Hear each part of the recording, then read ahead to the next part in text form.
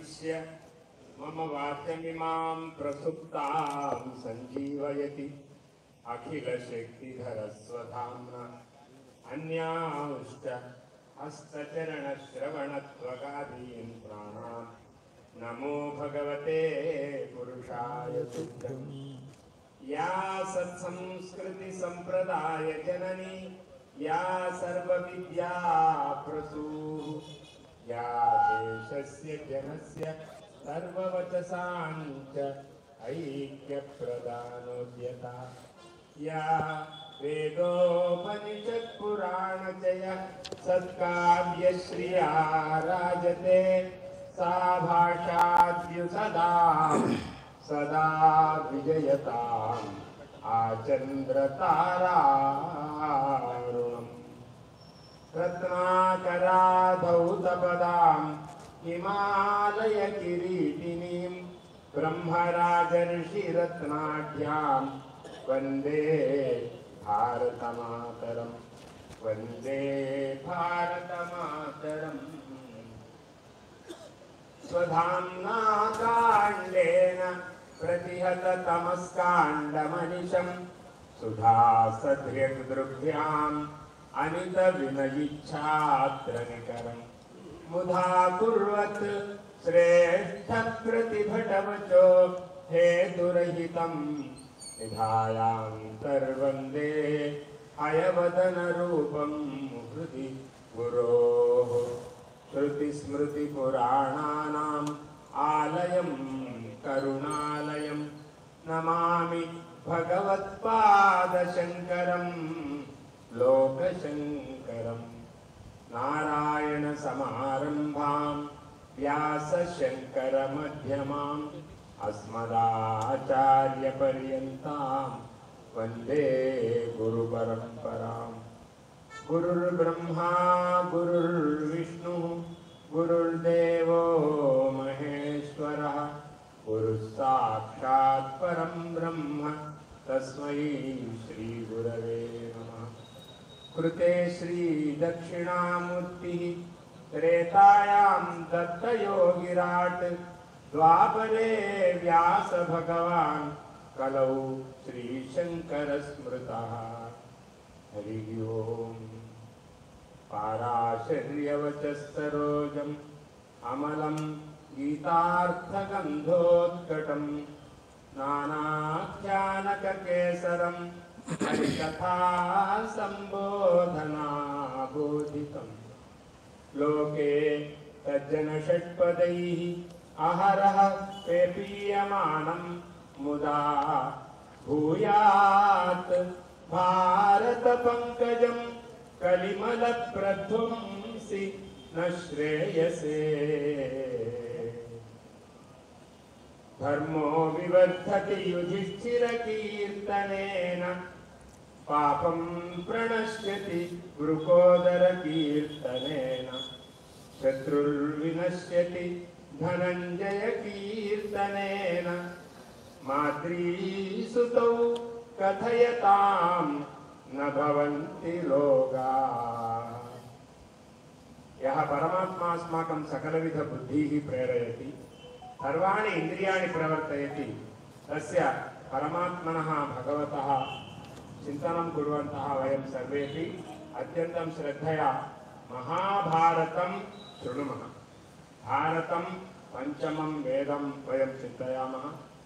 भारते पूर्वदिने सनत्सुजातीयं श्रुतवन्तः, विदुरनीतिवचनानि श्रुतवन्तः, बहून् धर्मान् ज्ञातवन्तः। अनन्तरं सञ्जयस्य वचनानि सर्वाणि श्रुतवन्तः। सञ्जयस्य अनन्तरं धर्मराजस्य वचनं श्रावितवान्, अर्जुनस्य वचनं श्रावितवान्, एवमेव श्रीकृष्णस्य वचनमपि श्रावितवान्। बलाबलं द्वयमपि उक्तवान्। अतः बलं सर्वं बलं नास्ति, श्रीकृष्णः एव पाण्डवानां बलं, तत्समानः बलम् अन्यत् नास्ति इति एवं सम्यक् प्रबोधितवान् सञ्जयः। व्यास सम्मुखे एवं गान्धारी सम्मुखे धृतराष्ट्र समीपे सर्वेषु कौरवेषु शृण्वतु। एवम् अस्माकमपि अनुभवः भवति। भारतश्रवणेन आरोग्यं भवति। मम अद्य कण्ठस्वरः सम्यक् जातः इत्युक्ते भारतस्य श्रवणेनैव। अतः भारतश्रवणद्वारा ममापि कण्ठध्वनिः सम्यक् भवति। किन्तु अद्यैव अन्तिमं दिनं मम कण्ठस्वरं सम्यक् कृत्वा अहं यत्र कुत्रचित् विमानेन वा विहारं गच्छामि। तत्प्रभृति परश्वः प्रभृति पुण्यपट्टने मम कार्यक्रमः वर्तते। संस्कृतभारती समावेशः इति उक्त्वा निवेद्य शृण्वन् श्रुत्वा अनन्तरं गमिष्यामि। श्रवणानन्तरं सम्यक् प्रबोधं कुर्वन्तु इति विज्ञापयामि।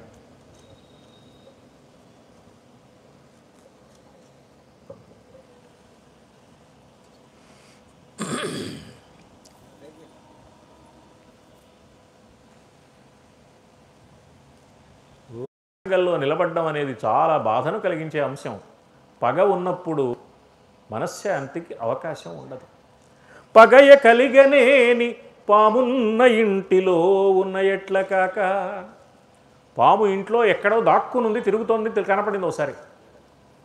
ఆ ఇంట్లో ఎలా మనశ్శాంతిగా ఉంటాం? పామున్న ఇంట్లో ఉన్నప్పుడు మనస్సుకు ప్రశాంతత ఉండే అవకాశం ఉండదయ్యా. అందుకని ఈ వైరం మాకు ఎలా ఉంది అంటే, పామున్న ఇంట్లో ఉన్న ఎలా అశాంతిగా ఉంటుందో కౌరవులతో ఉన్న వైరం మాకంత అశాంతిని కలిగిస్తోంది. ఇది తొలగించి మా మధ్య సంధి చేయించు. పగ అడగించుట ఎంతయు శుభంబు అడంగునే పగన్ పగ పగగొన్న మార్కొనక పల్కకయుండగవచ్చునే కడుంతెగ మొదలెత్తిపోవ పగదీర్పగ వచ్చిన క్రౌర్యమందు ఏమి గతి తలంచినన్ పగకు మేలిమి లేమి ధ్రువంబు కేశవ. పగ ఎంత ప్రమాదకరమైంది. పగని చల్లార్చుకోవడమే ఎప్పుడూ మంచిది. అదే శుభాన్ని కలిగిస్తుంది. పగతో ఉంటే ప్రతీకారం చేయాలి అనిపిస్తుంది. నేను ప్రతీకారం చేస్తే శత్రువు కూడా మళ్ళీ చేస్తాడు.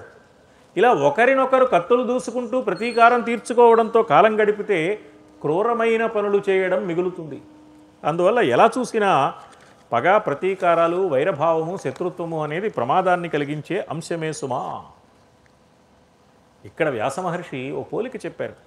నచాపి వైరం వైరేణ కేశవ వ్యుపశామ్యతే హవిషా అగ్ని యథా కృష్ణ భూయేవ అభివర్ధతే. ప్రతీకార భావం ఉన్నప్పుడు ఆ ప్రతీకారంతో ఏదో ఒకటి చేస్తే పగ పెరుగుతుంది కానీ, వైరం పెరుగుతుంది కానీ చల్లారదు. యజ్ఞగుండంలో జాజ్వల్యమానంగా అగ్ని ఉన్నప్పుడు అందులో ఆబ్జము నెయ్యి పోస్తే అది చల్లారే అవకాశం లేదు, పెరుగుతుంది తప్ప అని చెప్పారు వ్యాసుల వారు. ధర్మరాజు నోట ఆ మాట పలికించారు. తిక్కన గారికి పవిత్రమైన యజ్ఞానికి సంబంధించిన విషయాన్ని రక్తపాతంతో కూడిన యుద్ధంలో ఉపమానంగా ఉపయోగించడం మనస్సుకు తృప్తి కలిగించలేదో ఏమో ఆ పోలిక వదిలేశాడు. ఆయన వదిలేసి పామున్న ఇంట్లో ఉన్నట్టుంటుంది అని కొత్త పోలిక చెప్పాడు. ఇంట్లో పాము తిరుగుతూ ఉంటే భయం వేస్తుంది కదా, మనశ్శాంతి ఉండదు కదా, అందువల్ల పోలిక మార్చి ఆయన ఈ పోలిక చెప్పాడు. కావున శాంతి పొందుటయ కర్జము. కాబట్టి మేము కలిసిమెలిసి ఉండే విధంగా శాంతిని సంపాదించుకోవడం అనేదే కర్తవ్యం సుమా. తాను అది అట్టులుండే శ్రీ కావలెనంసు పోరితము కామియు కోరెదము. సంపదలు కావాలి, యుద్ధం వద్దు. ఎల్ల సొమ్ములున్ పోవుటయున్, సంపదలు వదులుకోవడం. కులక్షయము పుట్టుటయున్ వెలిగాగా, వంశనాశనం జరగకూడదు, సంపదలు వదులుకోకూడదు. ఈ పద్ధతిలో మాకు పరిష్కారం చూపించవయ్యా. ఎంత క్లిష్టమైన పని కృష్ణుడి మీద పెడుతున్నాడో చూడండి. వృద్ధో రాజా ధృతరాష్ట్ర స్వధర్మం నానుపశ్యతి. వృద్ధరాజు ధృతరాష్ట్రుడు తన ధర్మాన్ని తాను పాటించడం మీద ఎంతమాత్రమూ ఆసక్తి కలిగిన వాడు కాదు. అందువల్ల ఈ సమస్య వచ్చింది. అతడే గనక ధర్మ నిర్ణయం చేయడంలో సక్రమమైన తీరులో ఉంటే ఈ సమస్య మాకు వచ్చేదే కాదు. కాబట్టి రాయబారిగా నువ్వు వెళ్ళి కేవలం పాండవులు నీవాళ్ళు అనే భావంతో పక్షపాత దృష్టి కాక మనమున పక్షపాతగతి మా దశ మానుము, ధర్మ నీతి వర్తనముల రెండు దిక్కుల హితంబును పెంపును గల్గునట్టి చొప్పున విదురాది సజ్జనుల బుద్ధికి రాన్ ఉచితంబుతోడి మెల్పున పరుసంబుదనంబునను భూపతులెల్ల ఎరుంగ ఆడుమీ. ఈ మాటల్లో ధర్మరాజు దూతగా వెళుతున్న కృష్ణుడు రాయబారం ఎలా నిర్వహించాలో, దూత ఎలాంటి లక్షణాలు కలిగి ఉండాలో చెప్తున్నాడు. కృష్ణుడికి ధర్మరాజు పరోక్షంగా ఎలా ప్రవర్తించాలో చెప్తున్నాడు. పక్షపాతగతి మా దశమానము, మొట్టమొదట మా పాండవుల కోసం నేను ప్రయత్నించాలనే ఆలోచన తీసేసేయి. ఏం చేయాలి నువ్వు? రెండు పక్షాల వాళ్ళకి మేలు కలిగేందుకు కావలసిన మాటలే మాట్లాడాలి. ఆ మాటలు మాట్లాడుతున్న సందర్భంలో విదురుడు మొదలైన పెద్దవారి సలహాలు వెలువడేందుకు వీలుగా నీ ప్రసంగం ఉండాలి. వాళ్ళ మాటలు గనక దుర్యోధనాదులు వినకపోతే విననంత మాత్రాన నువ్వు ఆవేశపడి మీరు వినటం లేదు కదా, అయితే సంధి లేదేం లేదు, ఇప్పుడే యుద్ధమని వెంటనే తొందరపడి యుద్ధం ప్రకటించి రావద్దు. ఓర్చుకో కొంతసేపు. వాళ్ళందరూ ఏం మాట్లాడతారో విందాం. పెద్దలందరికీ అర్థమవుతుంది కౌరవుల ఆలోచన విధానం. అందువల్ల పాండవులు రక్తపిపాస కలిగిన వాళ్ళు కాదని లోకానికి తెలిసే అవకాశం ఉంటుంది. కాబట్టి మా కోసం నువ్వు కౌరవ సభలో ఓర్పు పట్టి ఉండవలసిన అవసరం ఉన్నది కృష్ణ. అందుకని నేను ఇంతగా ప్రార్థిస్తున్నానయ్యా. ధర్మాన్ని పాటించకుండా ఆ దుర్యోధనుడు తొందరపడి పరుషంగానే మాట్లాడతాడు. అతడు ఎప్పుడూ సౌమ్యంగా మాట్లాడే స్వభావం కలిగిన వాడు కాదు. దాన్ని సహించాలి. పుత్ర వ్యామోహంతో ధృతరాష్ట్రుడు కూడా కుమారుణ్ణి అదుపు చేయకుండానే ఉంటాడు. ధృతరాష్ట్రుండు అవినీతి చేసినను సంధింపంగరాదంచు వేగ తెగంబారకు. తొందరపడి నువ్వు ఈ బంధాన్ని తెగ్గొట్టి యుద్ధమే అని ఒక ప్రకటన చేసి వచ్చేయకు. ధర్మ ప్రకాశిత ధర్మస్థితి నొంది మా మనము నిశ్చింతంబుగా చేయుమి. ధర్మాన్ని ప్రకాశింపచేసే విధంగా మా ప్రవర్తన ఉండేందుకు వీలుగా మమ్మల్ని నడిపించి మా మనస్సుకు నిశ్చింత కలిగించవయ్యా. చూడగా చూడగా ఈ పరిస్థితులన్నీ నా మనస్సుకు వికలత్వాన్ని కలిగిస్తున్నాయి. ప్రశాంతతను కోల్పోయాను. ఆవేదన కలుగుతోంది. ఈ ఆవేదనను తొలగించి మాకు స్వస్థత కలిగించి చికిత్స చేయగలిగిన వైద్యుడివి నీవు కాక ఇంకెవరు స్వామి? అందుకని ఇంతగా నిన్ను ప్రార్థిస్తున్నానయ్యా. సంధి మాటలు వినరు. అవినీతిపరులు, దుర్మార్గులు అయిన కౌరవుల దగ్గరకు రాయబారిగా నిన్ను పంపడం కూడా నాకు పూర్తిగా ఇష్టమైన విషయం కాదు. వాళ్ళు ఏమైనా చేస్తారు. నీవు సంకటపడియడు దేవ పదవినైన నేను వల్లన్. నీకు కష్టాన్ని కలిగించే దేవ పదవి కూడా నాకు ఆనందాన్ని కలిగించదు. ఈ రాయబార పదవి గొప్పదా ఏమిటి? నీకు కష్టాన్ని కలిగిస్తారేమో వాళ్ళు. ఎలాంటి వాళ్ళు? వాళ్ళకి నీతి లేదు. ఎలాంటి దురాగతానికైనా పాల్పడే స్వభావం కలిగిన వాళ్ళు. అలాంటి వాళ్ళ దగ్గరికి నిన్ను ఒంటరిగా పంపడానికి కూడా నేను సందేహిస్తున్నానయ్యా. నీకు కష్టం కలిగించే దేవ పదవి కూడా నాకు బాధేసుమా అన్నాడు. కృష్ణుడు అది విని ధర్మరాజు మనస్సులోని బెంగ పోగొట్టడానికి, ఏమయ్యా కౌరవులు దుర్మార్గులు అంటున్నావు, కౌరవుల దాకా ఎందుకు? తండ్రి కూడా అలాంటి వాడే, నాకు తెలుసు ఆ విషయం. వీళ్ళు బయటపడతారా? ఆయన బయటపడడం అంతే తేడా తప్ప. ఆ ధృతరాష్ట్రుండును అట్టివాడ తత్తనయుడయేల నీ పలుకు తథ్యము నీ తలపు ఏ నెరింగితిన్. నీ మాట యథార్థమే. నీ మనస్సులో ఉన్న ఆలోచన నాకు అర్థమైంది. అయితే మనమున శంకదక్కుము. కృష్ణుని అక్కడికి పంపిస్తున్నానే అంతమంది మధ్యలోకి ఒక్కడిని. వాళ్ళు దుర్మార్గులు కదా, మా కృష్ణుడికి ఏం ప్రమాదం కలుగుతుందో నువ్వు అన్న మాట నీకు నా మీద ఉన్న ప్రేమను తెలియచేసే మాట, అభిమానాన్ని తెలియచేసే మాట.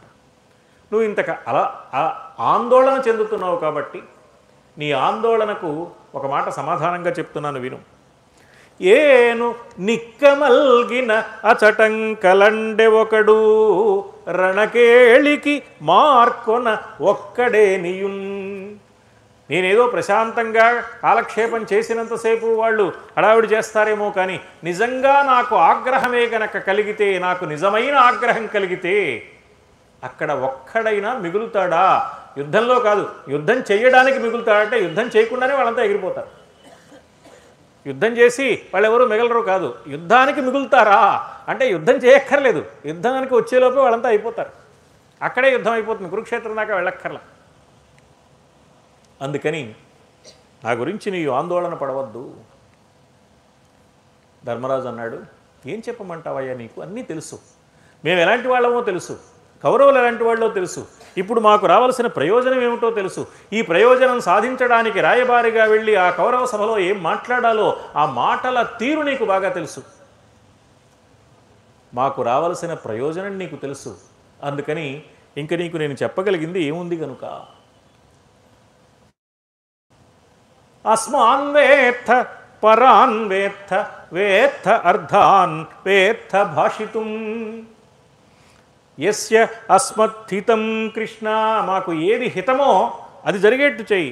తత్తద్వాచ్యం సుయోధన, దుర్యోధనుడికి ఆ మాటలన్నీ చెప్పు. దుర్యోధనుడికి కౌరవ సభలో నువ్వు చెప్పే మాటలు మాకు హితాన్ని కలిగించేవిగా ఉండే మాటలు చెప్పు. ఇంతవరకు చెప్పాడు. తిక్కన గారు చిన్న కందపద్యంలో దీన్ని అనువాదం చేశారు. తిక్కన గారి ప్రత్యేకత ఏంటంటే చిన్న చిన్న మాటల్లో చిన్న చిన్న వాక్యాలు, చిన్న కందపద్యంలో ఎన్ని వాక్యాలు పెట్టాడో చూడండి ఆయన. ఒక వాక్యం కాదు. మమ్మెరుగుదు ఎదిరినెరుగుదు నిమ్మి ఎరుగుదు అర్ధసిద్ధి నెరి ఎరుగుదు వాక్యముల పద్ధతి నెరుగుదు. మమ్మెరుగుదు ఎదిరినెరుగుదు, మేమేమిటో తెలుసు, శత్రువులు ఏమిటో తెలుసు. నెరి ఎరుగుదు, ధర్మం ఏమిటో తెలుసు. నెరి ఎరుగుదు కార్యసిద్ధి నెరుగుదు, మాకు రావాల్సిన ప్రయోజనం ఏమిటో తెలుసు. వాక్యముల పద్ధతి నెరుగుదు, మాటల తీరు నీకు తెలుసు. ఇక్కడితో సంస్కృతంలో వ్యాసుల వారు చెప్పిన భావం అయిపోయింది. తిక్కన గారు తర్వాత మాట ఒకటి జోడించారు. పొమ్మెవ్వడ నేను నీకు బుద్ధులు చెప్పన్, నీకు చెప్పవలసింది ఏముందయ్యా, అన్నీ నువ్వు తెలిసిన వాడివి, నువ్వు అన్నీ తెలిసిన వాడివి, నీకు నేనేమీ చెప్పక్కర్లేదనే మాట చాలా ఎక్కువగా చెప్పినట్టు. అందులో చాలా చెప్పాడు. నీకేమీ చెప్పక్కర్లేదు అనడం ఏమిటంటే, చెప్పవలసిన అవసరం లేకుండా అన్నీ తెలిసిన వాడివని నాకు తెలుసు కాబట్టి నా నమ్మకానికి అనుగుణంగా నువ్వు ప్రవర్తించు అని చెప్పడం అనమాట. ఏమైనా చెప్తే బాధ లేదు, కానీ నీకు చెప్పేదేముంది, అన్నీ తెలుసు కదా అంటే అవతల వాడి మీద ఎక్కువ బాధ్యత పెట్టినట్టు. పొమ్మెవ్వడ నేను నీకు బుద్ధులు చెప్పను, నీకు బుద్ధులు చెప్పడానికి నేనేవన్నయ్యా, ఇలా ప్రవర్తించాలి, ఇలా ఆలోచించాలని నీకు నేను చెప్పగలిగిన వాడినా అన్నాడు.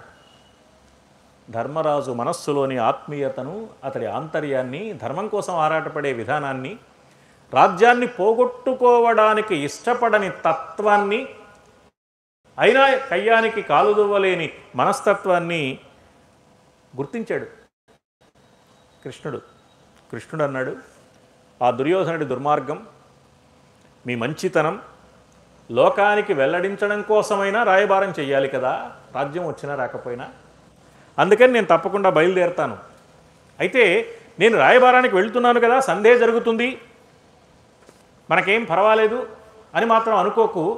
నేను తిరిగి వచ్చేప్పటికి ఆలస్యం కావచ్చు, ఈలోపే ఎప్పుడు యుద్ధం ప్రారంభమవుతుందో తెలియదు కాబట్టి ఒకవేళ యుద్ధం వస్తే యుద్ధానికి సిద్ధంగా ఉండు, చతురంగ బలాలను సిద్ధం చేసుకో, మిత్రరాజులందరినీ సమీకరించుకో, అవసరమైతే యుద్ధం చేయడానికి సిద్ధమైన మనస్సుతో నువ్వు ఉండు, నువ్వు కోరుకున్నట్టుగా సంధి కోసం నేను ప్రయత్నిస్తా అన్నాడు. నువ్వు జాగ్రత్తగా కావలసిన ఏర్పాట్లు చేసుకో అన్నాడు. అని బయలుదేరుతున్నాడు. నీ అభిప్రాయం ఏమిటయ్యా, నువ్వు కూడా ఏమైనా చెప్తావా అని కృష్ణుడు అక్కడున్న వాళ్ళని ఇంకెవరిని అడగలేదు. ధర్మరాజు పెద్దవాడు, ఆయన చెప్తే చాలు, మిగతా వాళ్ళు చెప్పాల్సిన అవసరం లేదు. అందరికంటే పెద్దవాడు కాబట్టి ధర్మరాజు ఆజ్ఞ చొప్పునే మిగతా వాళ్ళు ఉంటారు. నన్ను అభిప్రాయం అడగకపోయినా నేను చెప్పడం అవసరం అనుకుని బయలుదేరుతున్న కృష్ణుడిని, బావా ఒక్క క్షణం ఆగన్నాడు. భీముడు, ఏమన్నావు, సంధి కోసం నువ్వు ప్రయత్నిస్తావా, సంధి జరుగుతుందో లేదో అనే ఆలోచన వదిలిపెట్టి ఒకవేళ సంధి జరగకపోతే సంధి జరుగుతుందో లేని ప్రశాంతంగా కూర్చోకండి, యుద్ధానికి ఏర్పాట్లు చేసుకోండి అంటావు. అంటే మేము యుద్ధం వస్తే భయపడుతున్నావు అని అనుకుంటున్నావు నువ్వు. యుద్ధం అంటే మాకేం భయం లేదయ్యా, యుద్ధానికి మేము సిద్ధంగానే ఉన్నాం. కానీ మా అన్నయ్య పెద్ద మనస్సుతో ఏ సంధి కావాలని కోరుతున్నాడో, శాంతి స్థాపన కోసం ఆరాటపడుతున్నాడో అది గమనించి అందుకు వీలుగా నువ్వు రాయబారం నిర్వహించు. యుద్ధం వస్తే ఆ సంగతి నేను చూసుకుంటాలే. ఆ రివర్గ జయము కలుగు ఇహ పరములు చిరకీర్తియును పాండురాజతనయ అన్నావు కదా. శత్రు విజయం కలుగుతుంది, కీర్తి కలుగుతుంది అన్నావు కదా. అది కలగాలి అంటే యుద్ధం చేయవలసి వస్తే యుద్ధం చేయడానికి సిద్ధంగానే ఉన్నాం మేము. యుద్ధం చేయకుండా సంపదలు వస్తే దానికి సిద్ధంగానే ఉన్నాం. యుద్ధం అంటే మేము భయపడుతున్నామని మాత్రం అనుకోవద్దు కృష్ణ. సమరంబు కలుగుననుచును మము వెరపింపకవలదు. యుద్ధం వస్తుంది, యుద్ధం వస్తుంది మమ్మల్ని భయపెట్టక్కర్లేదా నువ్వు? యుద్ధం అంటే మాకేమో భయం అనుకుంటున్నావా? నువ్వేం చేయాలో తెలుసా? ఆ కుమతియగు ధార్తరాష్ట్రుడు శమించు కార్యము నడుపు. దుర్యోధనుడు ప్రశాంతంగా ఉండి సత్యాన్ని ధర్మాన్ని గుర్తించి మంచి మార్గంలోకి వచ్చేందుకు కావాల్సిన ప్రయత్నం నువ్వు చేయి. యుద్ధాన్ని గురించి నువ్వేం చెప్పక్కర్లా, దానికి మేము సిద్ధంగానే ఉన్నాం. అయితే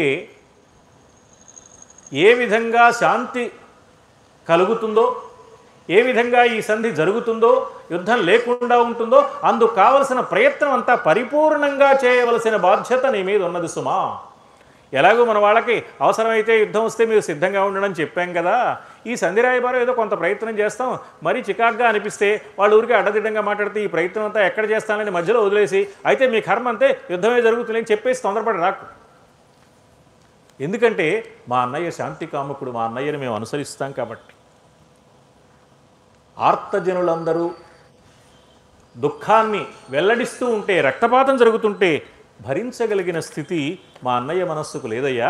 అందుకని నిన్ను ప్రార్థిస్తున్నాం, నువ్వు సంధి జరిగేందుకే పరిపూర్ణమైన ప్రయత్నం చేయవలసింది.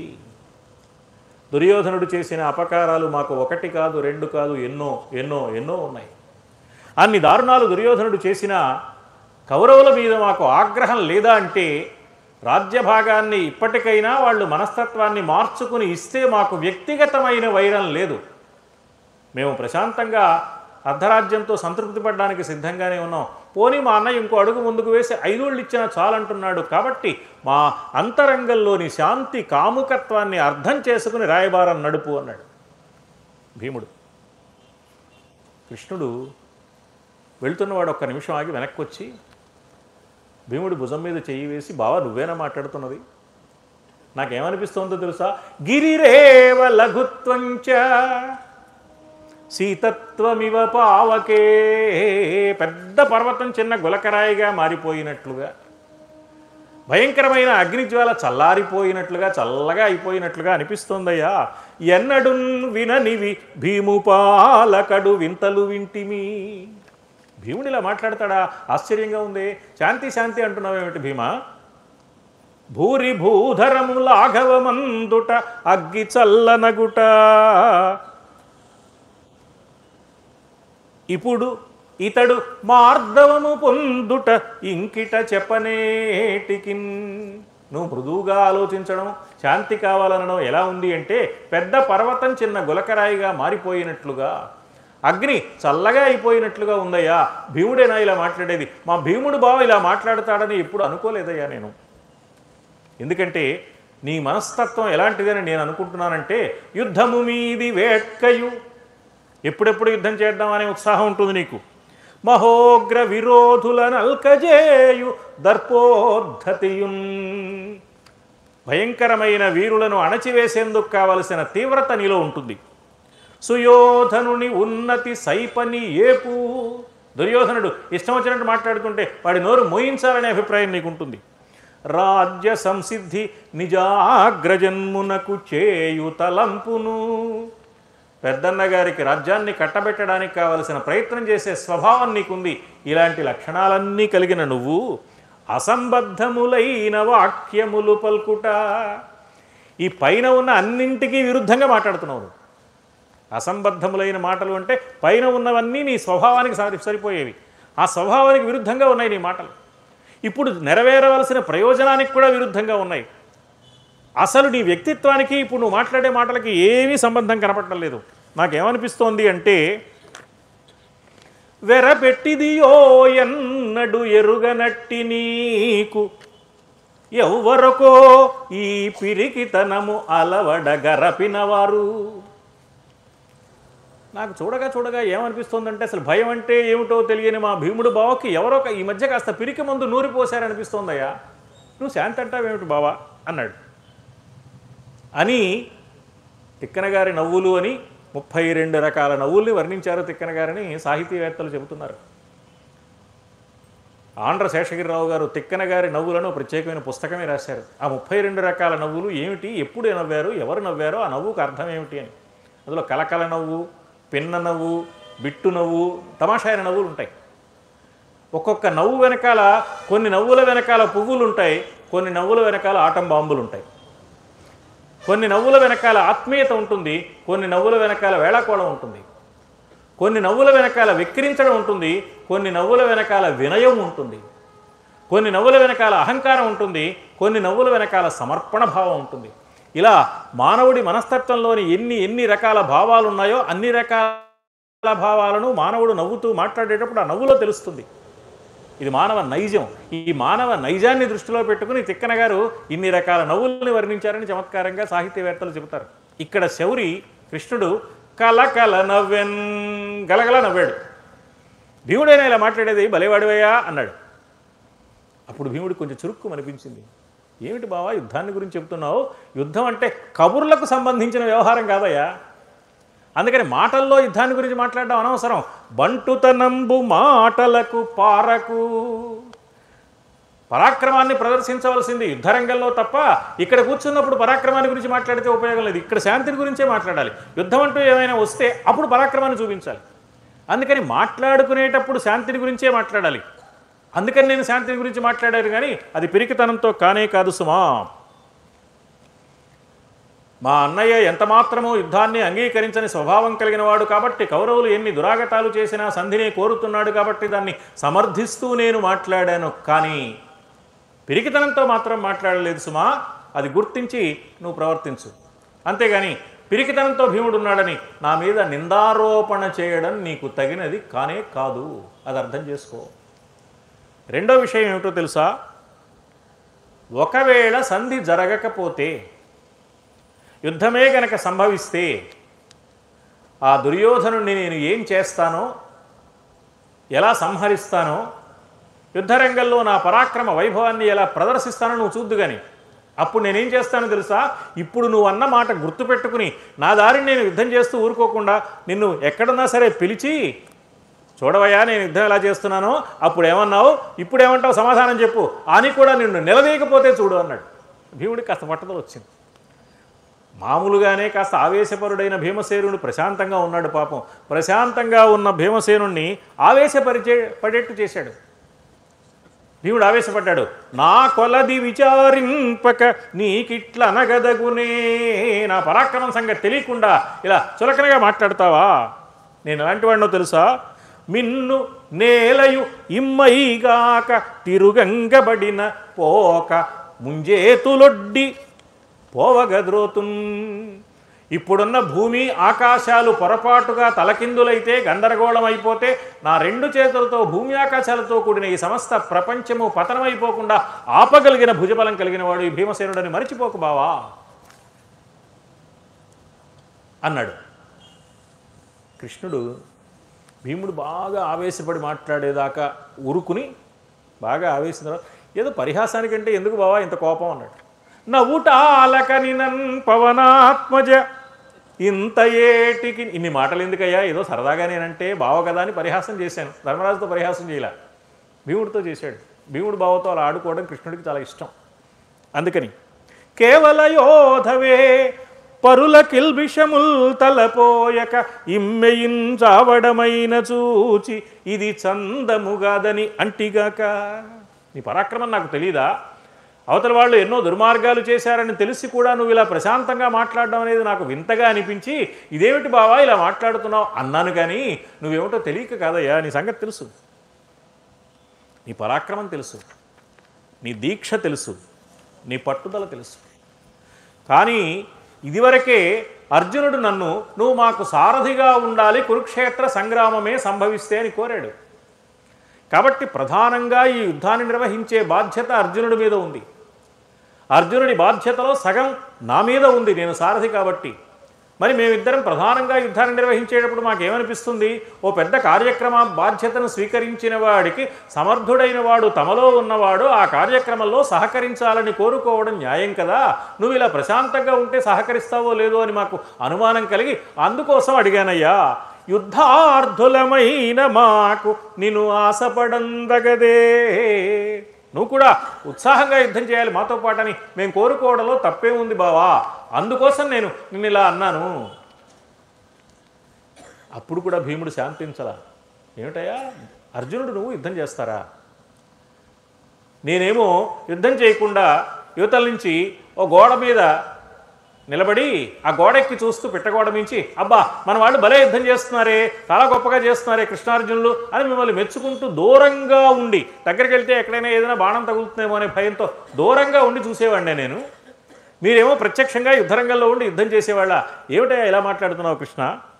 ఏమీ పార్థుడు నీవు దండి మగలై ఈ వచ్చు కౌరవ్య సంగ్రామక్షోభము బాహుదర్పమున దీర్పన్ పెద్ద మిర్రెక్కి మిమ్ము ఏమెల్లన్ వెరగంది తూచెదముగాక. భీముండిత్తరి రిత్తమాటలకు తా కోపింపండు సూపెంపరన్. అక్కర్లేని మాటలకు అనవసరంగా కోపం తెచ్చుకునేవాడు కదా భీముడు. కోపం ఎప్పుడు తెచ్చుకోవాలో భీముడికి బాగా తెలుసులే. అందువల్ల ఇప్పుడు నాకు కోపం తెప్పించే ఆలోచన చెయ్యకు. ఇప్పుడు నువ్వు అంటున్నావు కాబట్టి చెప్తున్నాను, యుద్ధమే గనక వస్తే కయ్యము గల్గినట్లయిన గంధగజ ప్రకరంబు కుంభముల్ వ్రయ్య. 10,000 ఏనుగుల్ని వరుసగా నిలబెట్టు, పిడికిలి బిగించి గట్టిగా ఒక దెబ్బ వేస్తాను మొదటి ఏనుగు మీద. మొదటి ఏనుగు కొట్టిన దెబ్బ వరుసగా ఉన్న 10,000 ఏనుగులు కుంభస్థలాలు బద్దలైపోతాయి. అలా కొడతాను నేను. కయ్యము గల్గినట్లయిన గంధగజ ప్రకరంబు కుంభముల్ వ్రయ్య తురంగ పంక్తులు ధరంబడా. వరుసగా అశ్వసైన్యం వస్తూ ఉంటుంది కౌరవులది. ఆ గుర్రాల మీద వస్తూ ఉంటారు వాళ్ళు. ఒకే ఒక్క దెబ్బ మొదటి గుర్రం మీద కొడితే మొత్తం ఎన్ని గుర్రాలు వరుసగా వస్తున్నాయో అన్నీ కింద పడిపోతాయి. ఆ గుర్రాల మీద ఉన్న వాళ్ళు కింద పడతారు. పడడంతోనే ప్రాణాలు పోగొట్టుకుంటారు. నా పరాక్రమం అలాంటిది. తేరిగముల్ బడల్ పడన్. రథాలు వస్తూ ఉంటే ఒక్క చేత్తో ఆ రథాన్ని, రథంలో కూర్చున్న సారథిని, గుర్రాలని, రథంలో ప్రధానంగా యుద్ధం చేసేవాడిని ఇలా పైకెత్తి కింద పడేస్తాను నేను. ఆశ్చర్యం ఏమిటో తెలుసా, ఇంత చేసినా కూడా నాకు అలసట అనిపించదు, అలాగే ఉంటాను. ఇవన్నీ చేయకముందు ఎలా ఉన్నానో అయిన తర్వాత కూడా అలాగే ఉంటాను నేను. అప్పుడు నువ్వు చూసి ఆశ్చర్యపోతావు, ఇప్పుడు ఎందుకు ఈ మాటలు, అప్పుడు చూద్దు కానీ భీముడు అంటే ఏమిటో అన్నాడు. ఇలా ఇంకా ఆవేశపడుతుంటే కృష్ణుడు, మనవాడు ఇలాగే ఆవేశపడతాడులా ఉంది, అనవసరంగా రెచ్చగొట్టాను అనుకుని, నువ్వు చాలా గొప్పవాడివయ్యా, ఇంతేమిటి ఇంకా నువ్వు చాలా చేయగలవు నాకు తెలుసు, చెప్పినంత కంటే నువ్వు మిగులంగజేయుడు. ఏదో కొద్దిగానే చెప్పావు బావా, నీ సంగతి నాకు బాగా తెలుసు, నువ్వు ఇంతకంటే గొప్పవాడివి. నిన్ను తెప్పగాగొని పలుమారు ఆపదలకున్ భయముందక దుఃఖవార్ధులీదిన మము ఎల్ల ఇక్కొరత దీర్చి సుఖాత్ములజేయు పావని. లక్క ఇంట్లో పాండవులు ఉన్నప్పుడు విదురుడు కబురు పెట్టాడు. అతి దారుణమైన ఆలోచనతో ధృతరాష్ట్రుడు మిమ్మల్ని వారణావతానికి పంపాడు, లక్క ఇంట్లో పెట్టాడు. రహస్యంగా ఒక సొరంగ మార్గం ఏర్పాటు చేసుకుని అందులో నుంచి బయటపడండి అని.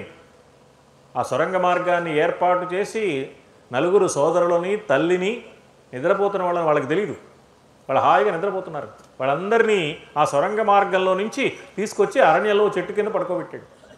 వాళ్ళు హాయిగా ఆదమరచి నిద్రపోతున్నారు గుండె మీద చేసుకుని. మనకి ఆది పర్వంలో కనపడుతున్న సన్నివేశం. అక్కడ భీముడి వ్యక్తిత్వం తెలుస్తుంది మనకి. భీముడు ఈ పనంతా చేసి అలసిపోలా. వాళ్ళ అన్నయ్య వంక చూశాడు భక్తితో. అందరినీ పడుకోబెట్టిన తర్వాత అన్నయ్య పాదాలకు నమస్కరించాడు. అన్నయ్య నిద్రపోతుంటే గుండె మీద చేసుకుని హాయిగా నిద్రపోతున్నాడు. అందరూ భీముడికి చాలా పరాక్రమం ఉంది, భీముడు గొప్ప ధైర్యం కలిగిన వాడు అంటారు. కానీ నాకేమనిపిస్తోందంటే అసలు ధైర్యం అంటే మా అన్నయ్యదే ధైర్యం.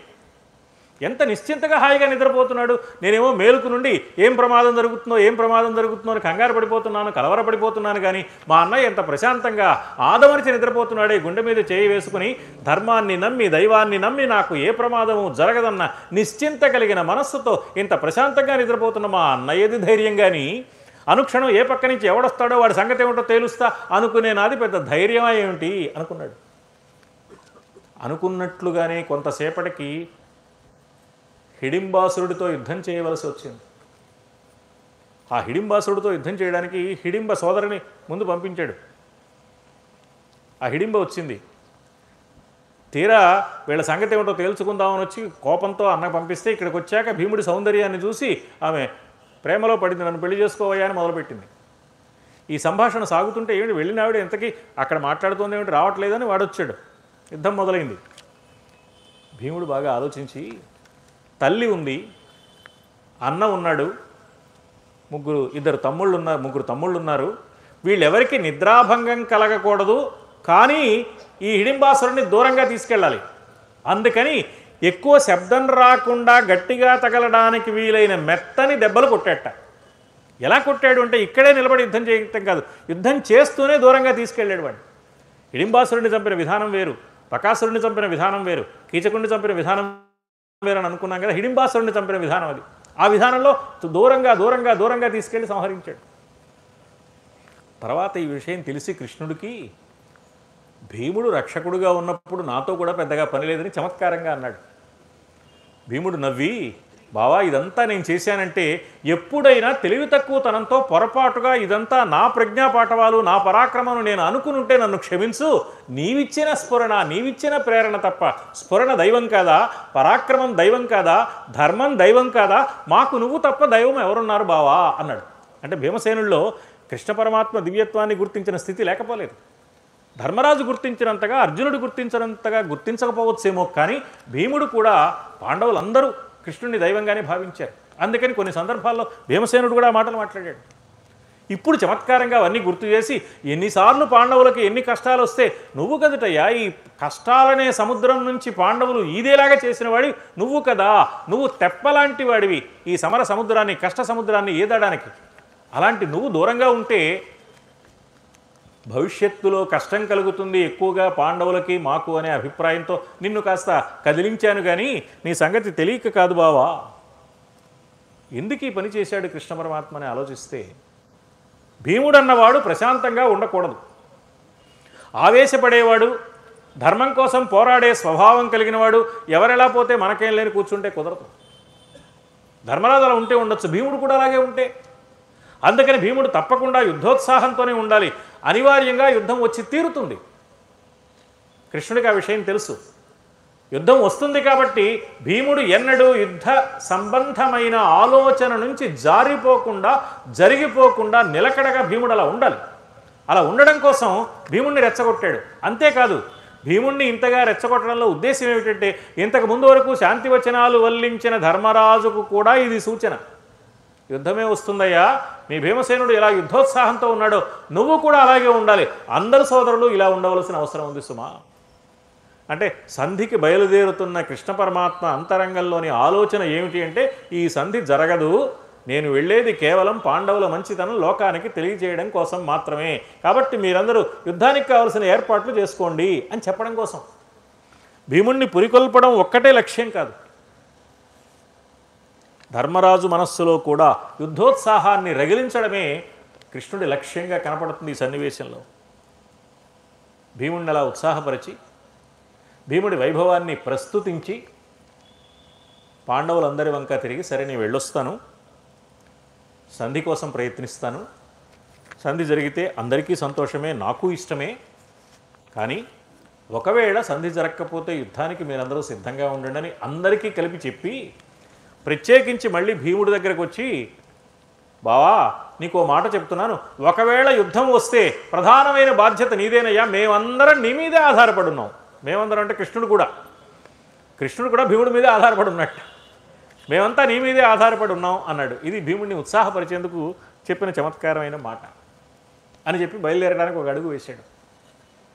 ఎప్పుడైతే భీమసేనుణ్ణి ఆవేశాన్ని రగిలించి ఉత్సాహపరిచి పరమాత్మ ముందుకు వెళుతున్నాడో, ధర్మరాజు చెప్పిన అన్ని మంచి మాటలు కృష్ణుడు శ్రద్ధగా విని అవును తప్పకుండా నిర్వహిస్తానని బయలుదేరాడో, ఆ బయలుదేరిన వాడు ధర్మరాజు చెప్పిన శాంతి వచనాలన్నీ పాటిస్తానంటూనే భీమసేనుణ్ణి మాత్రం యుద్ధానికి రెడీ అవ్వమన్నాడు. అంటే కృష్ణుడు సంధి చేస్తాడా, యుద్ధం నిర్ణయించుకుని వస్తాడా? అర్జునుడు బావా ఒక్క క్షణం ఆగు అన్నాడు. ధర్మరాజు నీకు చెప్పవలసిందంతా చెప్పాడు. అది కేవలం మా పెద్దన్నయ్య వ్యక్తిగతమైన అభిప్రాయం మాత్రమే కాదు సుమా, మా అందరి అభిప్రాయం కూడా అదేనయ్యా. మాకెవ్వరికీ కౌరవుల మీద ప్రతీకార వాంఛ లేదు. కౌరవులు చేసిన దుర్మార్గం పట్ల మా మనస్సులో బాధ ఉంది కాబట్టి వాళ్ళు ఇంత దుర్మార్గం చేశారు కాబట్టి మేము ఆ దుర్మార్గాన్ని మళ్ళీ చేసి వాళ్ళని ఊచకోత కోసేయాలనే ఉద్దేశం మాత్రం మాకు లేదు. ధర్మబద్ధంగా మా రాజ్యాన్ని మాకు ఇస్తే యుద్ధం చేయాలని మేము అనుకోవడం లేదు. మా అన్నయ్య అభిప్రాయంతో మేము పూర్తిగా ఏకీభవిస్తున్నాం. మా సోదరులందరం, మా అందరి అభిప్రాయం ఇదే. అందువల్ల కొత్తగా ప్రత్యేకించి చెప్పాల్సిందేం లేదు. కానీ ధృతరాష్ట్రుడు లోభంలో మునిగిపోయినవాడు, దుర్యోధనుడు అంతకంటే దుర్మార్గుడు. ఆ కర్ణుడు చెప్పిన మాట వింటాడు తప్ప ఇంకేది ఆలోచించడు. ధృతరాష్ట్రుండతి లోభదూషితుడు ధాత్రీభాగమీ నేర్చునే. నిజమే నువ్వు చెప్పింది, ఆయన రాజ్యం ఇవ్వకపోవచ్చు, సంధి జరగడం కష్టం కావచ్చు.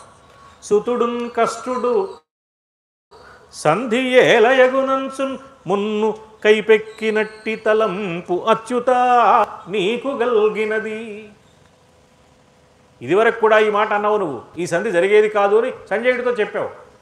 ధృతరాష్ట్రుడు అలాంటివాడు కాబట్టి, దుర్యోధనుడు ఇలాంటివాడు కాబట్టి ఈ సంధి జరగదు అనే అభిప్రాయం ఇదివరకే నీ మనస్సులో పరిపూర్ణంగా స్థిరపడింది. కానీ నా కోరిక ఏమిటో తెలుసా? యుద్ధం వస్తే అతి దారుణంగా కౌరవులను చిందరవందర చేయగలిగిన పరాక్రమము, కావలసిన దివ్య అస్త్ర సంపద, బాహుబలము, ఆయుధాలు, ఉద్దేశము అన్నీ మాకున్నాయి. కానీ వాటిని వినియోగించవలసిన అవసరం రాకుండా మా రాజ్యం మాకు వచ్చేట్టుగా చూడవయ్యా. అవన్నీ ఉన్నాయి కదా అని ఉపయోగించకూడదు. ఉన్న శక్తులన్నీ వాడేయకూడదు. ఉన్న అధికారాలన్నీ ఎగ్జిక్యూట్ చేయకూడదు. ప్రతివాడికి కొన్ని అధికారాలు ఉంటాయి, ఉన్నవన్నీ ఉపయోగించేసేయకూడదు. అందువల్ల మాకున్న దివ్య అస్త్ర సంపద కానీ, మాకున్న ఆయుధ సామగ్రిని కానీ, మాకున్న బలపరాక్రమాలను కానీ వెచ్చించడానికి మేము సిద్ధంగానే ఉన్నాం. కానీ వాటిని ఉపయోగించవలసిన అవసరం రాకుండానే మాకు కార్యసిద్ధి కలిగి మా రాజ్యభాగం మాకు వచ్చేట్లుగా చూడవలసిన బాధ్యత ఉంది. ఇంత క్లిష్టమైన పని కాబట్టే నీ అంతటివాడు రాయబారానికి వెళ్ళాం. మామూలు పని అయితే మామూలు రాయబారి చాలు. ఇది సామాన్యమైన రాయబార వ్యవహారం కాదు. ఇది నీ వంటి వాడు నిర్వహిస్తే కానీ జరిగేది కాదు. అందుకని గాంధీవంబు దివ్యాస్త్ర సంతతియున్ పెట్టిన ఎట్లయుండ, దాన్ని కదిలించవలసిన అవసరం లేకుండా ఎక్కడ పెట్టామో అక్కడే ఉండేట్టుగా మము చింతన్ బాపరాదో కదే, మాకొచ్చిన ఈ కష్టాన్ని తొలగించవయ్యా అంటే రాజ్యభాగం వచ్చేట్టు చేయి, యుద్ధం లేకుండా. దాదాపు ధర్మరాజు చెప్పిన మాట మళ్ళీ చెప్పాడు. ఆ తర్వాత మా అన్నయ్య శాంతినే కోరుకుంటున్నాడు. మా చిన్నన్నయ్య భీమసేనుడు కూడా అదే మాట చెప్పాడు. నువ్వు మా చిన్నన్నయ్యని కాస్త ఆవేశపూరితుణ్ణి చేసావు, రెచ్చగొట్టావు. ఆయన ఆవేశపడ్డాడు, మళ్ళీ చల్లార్చావు. అయినా మీరు యుద్ధ ప్రయత్నాలు మాత్రం చేసుకోండి అన్నావు. నాకేమనిపిస్తోందంటే నీ మనస్సులో సంధి జరగాలనుందా, యుద్ధం జరగాలనుందా అర్థం కావట్లేదు. సంధికి బయలుదేరుతున్న నీకు సంధే జరగాలని ఉండాలి, కానీ యుద్ధం జరగాలనే ఆలోచన ఉంటే ప్రమాదం. కానీ నేనేమనుకుంటున్నానంటే నీ మనస్సులో సంధి జరగాలని ఉంటే ఈ సంధి జరుగుతుంది. వాళ్ళు ఎంత దుర్మార్గులైనా జరుగుతుంది. నీ మనస్సులో కనుక యుద్ధం జరగాలని ఉంటే యుద్ధమే జరుగుతుంది. కాబట్టి నువ్వు సంధికి వెళుతున్నావు, పైకి ఓ ప్రయత్నం చేస్తున్నట్టు కనపడుతున్నావు, కానీ నిజంగా నువ్వు ఏది కావాలని కోరుకుంటే అదే జరుగుతుంది సుమా.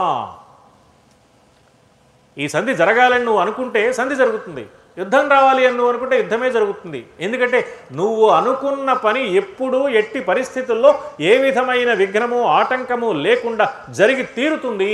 అది ఇప్పటి వరకు జరిగిన చరిత్ర నిరూపించిన సత్యం. నీవు వనరింపబూనిన పనిన్ కమలోదర కీడు పుట్టునే. నువ్వు చెయ్యాలనుకున్న పని ఎప్పుడైనా దెబ్బతిన్నదిటయ్యా. నువ్వు అనుకున్న ఏ పని నెరవేరలేదు కనుక ఇప్పటిదాకా. నీ వనరింపబూనిన పనిన్ కమలోదర కీడు పుట్టునే. చాలా కష్టమైన పనులు కూడా ఇవి జరగవు, ఇది అవకాశం లేదు, ఇది చాలా కష్టమైన వ్యవహారం అనుకున్నవి కూడా జరిగిపోతాయి. కావనినట్లయుండి అవు కార్యములున్ అట్లగుటన్. ఈ పని జరిగే అవకాశం లేదు అనుకుంటున్నట్టే జరిగిపోతూ ఉంటుంది. అట్లగుటన్ ప్రయత్న సంభావన సేత పౌరుషము పద్ధతి. ఎలాగూ జరుగుతుంది కదా అని ప్రయత్నం మానేయకూడదు, ప్రయత్నం చేయాలి. ఎంత చేసినా ఇది జరుగుతుందా లేదా దీనికోసం ప్రయత్నం చేయడం దీనికి అనుకోకూడదు. చివరిదాకా ప్రయత్నం చేయాలి, మంచి ప్రయత్నం చేయాల్సిందే, ఆఖరి వరకు ప్రయత్నం చేయాల్సిందే.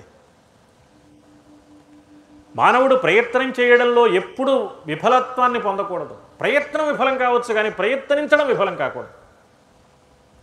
మానవుడు తప్పకుండా ప్రయత్నం చేయవలసింది. ఆ ప్రయత్నం నెరవేరచ్చు, నెరవేరకపోవచ్చు, వేరే విషయం. ఎలాగో నెరవేరదు కదా అని ప్రయత్నించడమే మానేయకూడదు. అందుకని సంధి జరగదేమో అని ప్రయత్నం మానేయకూడదు. వాళ్ళు వినరేమో, దుర్మార్గులేమో అని నువ్వు చెప్పడం మానేయకూడదు, తప్పకుండా చెప్పాలి. నీ మనస్సులో సంధి జరగాలనుంటే సంధి జరుగుతుంది, యుద్ధం జరగాలనుంటే యుద్ధం జరుగుతుంది. రెండింటికి మేము సిద్ధంగానే ఉన్నాం. నీ వనరింపబూ నిన పనిన్ కమలోదర కీడు పుట్టునే కావనినట్లయుండి అవు కార్యములున్ అట్లగుటన్ ప్రయత్న సంభావన సేత పౌరుషము పద్ధతి. ప్రయత్నించడం మానవుడి కర్త. తత్ఫల సిద్ధి వందుచో, ఆ ప్రయత్నం నెరవేరాలంటే దైవముతో అట్పడన్ వలయు. ప్రయత్నించడం మానవుడి కర్తవ్యం. వాడు ప్రయత్నించినంత మాత్రాన పని జరిగిపోతుందని అనుకోకూడదు. దైవానుగ్రహం కావాలి. అయితే దైవానుగ్రహం ఎవరికి వస్తుంది? ప్రయత్నం చేసేవాడికి వస్తుంది. ప్రయత్నం చేయకుండా కూర్చున్న వాడికి దైవానుగ్రహం రాదు. ప్రయత్నం చేస్తే దైవానుగ్రహం లభిస్తుంది. లభిస్తే అనుకున్న పని నెరవేరు. కాబట్టి అనుకున్న పని నెరవేరాలంటే దైవానుగ్రహం కోసం మానవుడు ఆశించాలి. కానీ ప్రయత్నం చేయకుండా ఊరికే దైవానుగ్రహం వల్ల జరుగుతుంది లేని వదిలేయకూడదు, తప్పది.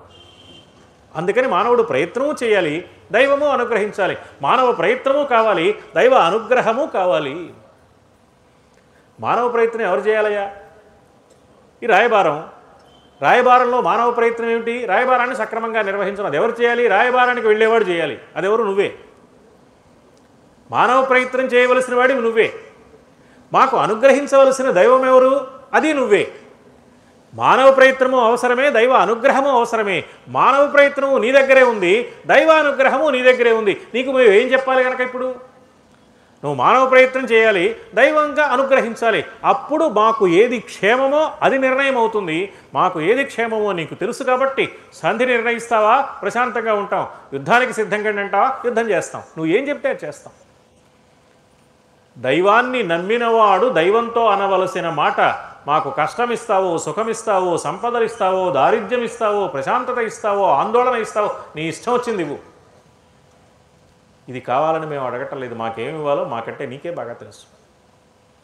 నువ్వు మాకు ఏది ఇస్తే దాన్ని తట్టుకుని నిన్ను మరచిపోకుండా ఉండే స్థితిని ప్రసాదించవయ్యా. కష్టాలు రాకూడదని కాదు కోరుకోవలసింది, ఒకవేళ కష్టం వస్తే దాన్ని తట్టుకునే శక్తి ఇవ్వు స్వామి అని ప్రార్థించాలి దైవాన్ని. అది అర్జునుడి మాటల్లో కనపడుతుంది. ధర్మరాజు చెప్పిన మాటలన్నీ శాంతికి ప్రాధాన్యం ఇచ్చాయి. భీమసేనుడి మాటలు అన్నను అనుసరిస్తున్నానంటూ అవసరమైనప్పుడు ఆవేశపడ్డాడు. కానీ అర్జునుడు ఆవేశపడలేదు, అలా అని వెనక్కి తగ్గలేదు. పురుష ప్రయత్నం కావాలి, దైవ అనుగ్రహము కావాలి. మానవుడు ఏ పనిని సాధించాలన్నా పురుష ప్రయత్నం చేయవలసింది. రాయబారం విషయంలో రాయబారి కాబట్టి అది నువ్వే. అనుగ్రహించవలసిన దైవానివి నువ్వే. అందువల్ల నీకు మేము చెప్పగలిగిందేముంది, నువ్వు ఏదనుకుంటే అది నిర్ణయించవయ్యా. ఇది చాలా అద్భుతమైన ఆలోచన. శరణాగత ధర్మాన్ని పరిపూర్ణంగా నమ్మి ఆచరించే వ్యక్తి ఇలా మాట్లాడతాడు. ఈ మాట అన్నాడు కాబట్టి అర్జునుడు కృష్ణ పరమాత్మ నుంచి ప్రత్యక్షంగా భగవద్గీత అనే అమృత సందేశాన్ని అందుకోవడానికి అర్హత సంపాదించాడు. కృష్ణుడు భగవద్గీత ఎవరికి చెప్పాడండి? అర్జునుడికి చెప్పాడు. మిగతా వాళ్ళంతా అర్జునుడికి చెప్తుంటే తెలుసుకున్నారు తప్ప వాళ్ళెవరిని పిలిచి చెప్పలా, ఒక్క అర్జునుడికే చెప్పాడు. అప్పుడప్పుడు అనిపిస్తూ ఉంటుంది, కార్యకర్తలు కొంత నిరాశపడుతూ ఉంటారు కార్యక్రమాలకు వెళ్ళినప్పుడు. కూడా 100 మంది కంటే రావటం లేదండి, 200 మంది కంటే రావటం లేదండి అంటూ ఉంటారు. నేను నవ్వుతూ అంటూ ఉంటాను, కృష్ణుడి కంటే గొప్పవాడు కాదయ్యా ఏ ప్రవచనకర్త కూడా. కృష్ణుడు అంతటి వాడు భగవద్గీత చెప్పినప్పుడు ఒక్కడే శ్రోత, మేమేనేమో 100 మంది కనబడుతున్నారు. అందువల్ల కృష్ణుడు ఎప్పుడు నిరాశపడలేదే, ఒక్కడే కదా అర్జునుడు, ఒక్కడే కదా అర్జునుడు, ఒక్కడే శ్రోత. ప్రత్యక్షంగా అర్జునుడికే చెప్పాడు ఆయన.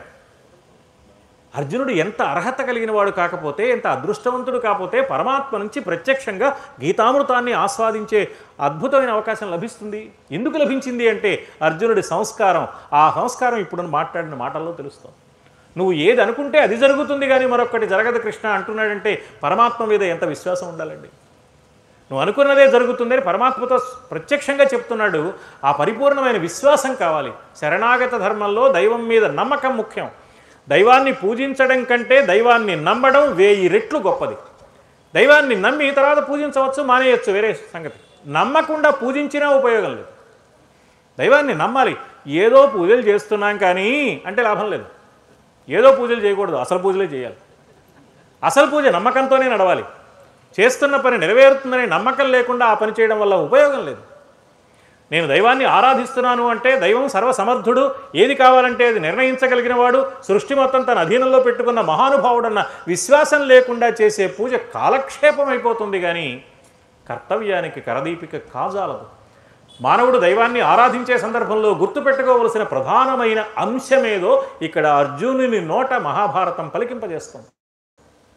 నీవనరింపబూని నపనిన్ కమలోదర కీడు పుట్టునే కావనినట్లయుండి అవు కార్యములున్ అట్లగుటన్ ప్రయత్న సంభావన సేత పౌరుషము పద్ధతి తత్ఫల సిద్ధి వందుచో దైవముతో అట్పడన్ వలయు.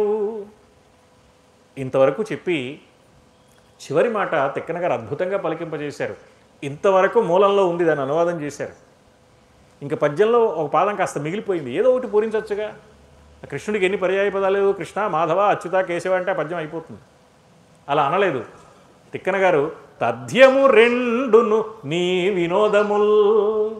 పురుష ప్రయత్నము నువ్వే, దైవ అనుగ్రహము నువ్వే. మనం ఏమనుకుంటామంటే మానవ ప్రయత్నం మనది అనుకుంటాం, అనుగ్రహం దైవానిది అనుకుంటాం. మానవుడు ప్రయత్నించాలనే ఆలోచన కలగడం, ప్రయత్నించడం, ఆ ప్రయత్నం నెరవేరడం, అది కూడా దైవానుగ్రహమే. దైవానుగ్రహం లేకపోతే ప్రయత్నం కూడా చేయడు. కాబట్టి దైవాన్ని మనం ఏమని కోరాలి అంటే ప్రయత్నం చేసే ఉత్సాహాన్ని, ప్రేరణ కలిగించవయ్యా, ఆ ప్రయత్నం నెరవేరేట్టు అనుగ్రహించవయ్యా. నేను మంచి చేయడానికి, నా వల్ల లోకానికి మంచే జరగడానికి ఏ పనులు చెయ్యాలో ఆ పనులు చేసేందుకు కావలసిన ఆలోచన ప్రేరణ రూపంలో ఇవ్వు. ఆ పనులు నిర్వహించడానికి కావలసిన శక్తిని ప్రసాదించు. మానవ ప్రయత్నం మా చేత చేయించు. మేము సోమరులం కాకూడదు. దైవాన్ని ఆరాధించడం అంటే సోమరి కావడం కాదు. గాలిలో దీపం పెట్టి దేవుడా నీదే భారం అనడం ద్రోహం, నేరం. మానవుడు ప్రయత్నించి తీరాలి. అయితే నేను ప్రయత్నించాను కాబట్టి నెరవేరిపోతుంది అనుకోకూడదు. దైవ అనుగ్రహం కావాలి. ఆ తర్వాత మాట ఏమిటంటే అసలు నువ్వు ప్రయత్నించడం కూడా దైవానుగ్రహమే. చేసిన ప్రయత్నం ఫలించడం మాత్రమే దైవానుగ్రహం కాదు, ప్రయత్నించడం కూడా దైవానుగ్రహమే. ఇది తెలుసుకున్నాడు అర్జునుడు. అందుకని ఆ మాట అన్నాడు. ఆనాడు ద్రౌపదికి నిండు సభలో జరుగుతున్న దారుణమైన ఘోరమైన అవమానం మా మనస్సుల్లో చెరిగిపోయిందని నువ్వు ఎలా అనుకుంటున్నావు బావా? అది పోలేదు, ఉంది.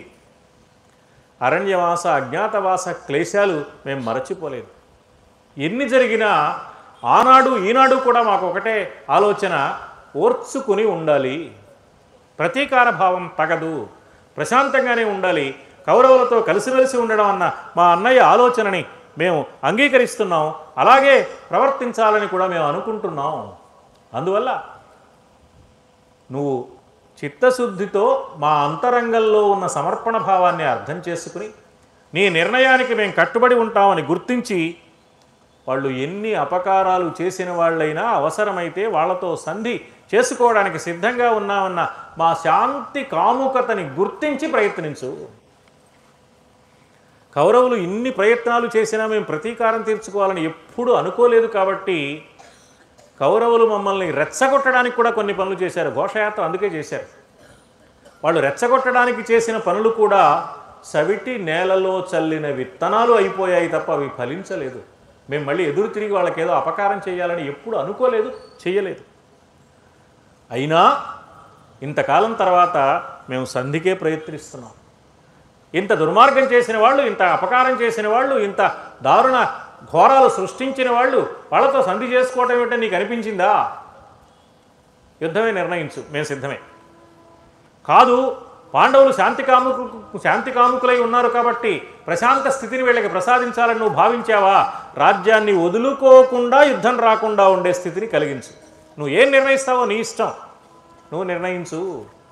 అన్నీ నీకు తెలుసు, నేను నీకు చెప్పేది ఏమిటన్న ధర్మరాజు మాటలే మరొక పద్ధతిలో అర్జునుడు చెప్పాడు. ధర్మరాజు రాయబారిని పంపిస్తున్న పెద్ద మనిషిగా ఆ మాట చెప్పాడు. అర్జునుడు సమర్పణ భావం కలిగిన భక్తుడుగా ఆ మాట చెప్పాడు. పరమాత్మ రాయబారిగా వెళుతున్నప్పుడు ఏం చెప్పాలో అది చెప్పాడు. ధర్మరాజుని, ముఖ్యంగా ధర్మరాజుని అవమానించిన వాళ్ళు తప్పకుండా సంహరించదగిన వారే, ఇందులో ఏమీ సందేహం లేదు. మా అందరినీ అవమానించడం కాదు, ధర్మరాజును అవమానించారు వాళ్ళు. జూదంలో మోసగించడం అంటే అవమానించడమే, చులకన చేయడమే. మీరంతా బానిసలు అన్నమాట, మా అందరినీ బానిసలు అనవచ్చు, ధర్మరాజుని బానిస అనవచ్చునా? దేశ దేశాల రాజులు రాజసూయ యాగంలో ఆయన చక్రవర్తి అయినప్పుడు, సార్వభౌముడు అయినప్పుడు దేశ దేశాల రాజులు వచ్చి కప్పాలు చెల్లించి ఏనుగుల్ని, గుర్రాలని, రథాలని, రకరకాల కానుకలిచ్చి వజ్రాలు, మణులు, మాణిక్యాలు అవన్నీ ఇచ్చి ధర్మరాజు పాదాలకు దేశ దేశాల రాజులు సాగిలపడి మొక్కారే, అంతటివాడు ధర్మరాజు.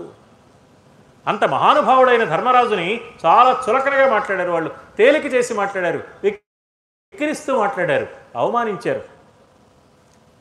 నీకు గుర్తుండే ఉంటుంది, నువ్వు ఒక మాట అన్నావు, ధర్మరాజుని అవమానించిన వాడిని సంహరించి తీరవలసిందే విచక్షణ లేకుండా అన్నావు. అది నిజమే. కౌరవులు మా పట్ల చేసిన దురాగతాలకి నీ కోపం వచ్చి ఆ మాట అన్నావు, మా మీద ఉన్న ప్రేమతో ఆ మాట అన్నావు, ధర్మ రక్షకుడివి కాబట్టి ఆ మాట అన్నావు కృష్ణ. కాబట్టి నేనేం కోరుతున్నానంటే, మాకు ఏది క్షేమమో మాకు తెలిసినంత వరకు మేము చెప్పాం. కానీ నిజంగా మాకు సంధి జరిగి వాళ్ళతో కలిసిమెలిసి ఉండడం క్షేమమా, యుద్ధం చేసి వాళ్ళందరినీ సంహరించడం క్షేమమా మాకు తెలియదు. కానీ మేము శాంతిని కోరుకుంటున్నాం, సంధిని కోరుకుంటున్నాం. మాకు ఏది క్షేమం కలిగిస్తుందో అది చేసి పెట్టవయ్యా. ఇప్పుడు కృష్ణుడు సమాధానం చెప్పాలి అర్జునుడికి. ధర్మరాజుకు తేలిగ్గా సమాధానం చెప్పాడు, భీమసేనుడికి ఇంకా తేలిగ్గా చెప్పాడు. రెచ్చగొట్టడం తేలిక, ఎదుటివాడిని రెచ్చగొట్టడం చాలా తేలికైన పని. కానీ సర్వ సమర్పణ భావంతో మాట్లాడిన వ్యక్తికి పరమాత్మ సమాధానం చెప్పాలి. ఇప్పుడు తాను పరమాత్మలను ఒప్పుకోవాలి. ఒప్పుకుంటే సంధి లేదు, ప్రయత్నం లేదు, ఇక్కడ కూర్చొని చక్రం తిప్పేయచ్చు. పరమాత్మను ఒప్పుకోవడానికి వీలు లేదు, మానవ ప్రయత్నం చేయాలి. ఒప్పుకోకపోతే అర్జునుడు చెప్పిన మాటకి ఏం సమాధానం చెప్పాలి? అందుకని కృష్ణుడు చాలా తెలివిగా ఆలోచించి, ఏమయ్యా, వెరవున లావునన్ కృషికి వేయి విధంబుల మేలునర్చినన్ దొరకొనునే ఫలంబు. పెద్ద ప్రయత్నం చేస్తాడు వ్యవసాయదారుడు, పంట బాగా పండాలని మంచి విత్తనాలు తీసుకొస్తాడు, కావలసిన ఎరువులన్నీ వేస్తాడు, ప్రతినిత్యము పొలానికి వెళ్ళి చూసుకుంటూ ఉంటాడు. పొద్దున సాయంత్రం జాగ్రత్తగా ఉందా లేదా, పంట బాగా వస్తుందా, ఏ చీడపీడలు సోకకుండా ఉన్నాయా లేవా అన్నీ చూసుకుంటాడు. వెరవున లావునన్ కృషికి వేయి విధంబుల మేలు నర్చినన్ దొరకొనునే ఫలంబు తరితో తగు వర్షములేక. తగిన సమయంలో వర్షం కురవకపోతే వ్యవసాయదారుడు ఎంత కష్టపడి ఎంత ప్రయత్నం చేసినా పంట పండే అవకాశం ఉండదు. తగిన సమయంలో వర్షం కురవకపోతే ఎలా ఉండదో, కురవకూడని సమయంలో కురిస్తే కూడా అలా ఫలితం ఉండదు. అనావృష్టి ఉండకూడదు, అతివృష్టి ఉండకూడదు. వర్షం కురవలసి వచ్చినప్పుడు కురవాలి, లేకపోతే పంట పండే అవకాశం ఉండదు. ఇప్పుడు వర్షం ఉండకూడదు, ఇక రేపో మాపో పంట చేతికి వస్తుందనగా పెద్ద వర్షము తుఫాను ఉప్పెన వస్తే మొత్తం కొట్టుకుపోతుంది, అప్పుడు పంట అందదు. వ్యవసాయదారుడు ఎంత కష్టపడి చేసినా ఎప్పుడు వర్షం కురవాలో ఎప్పుడు కురవకూడదో అది పైనుంచి కురిసే వర్షం. పైనుంచి కురిసే వర్షం అంటే దయ, భగవంతుడి దయ. ఆ దయకు ప్రతీక వర్షం.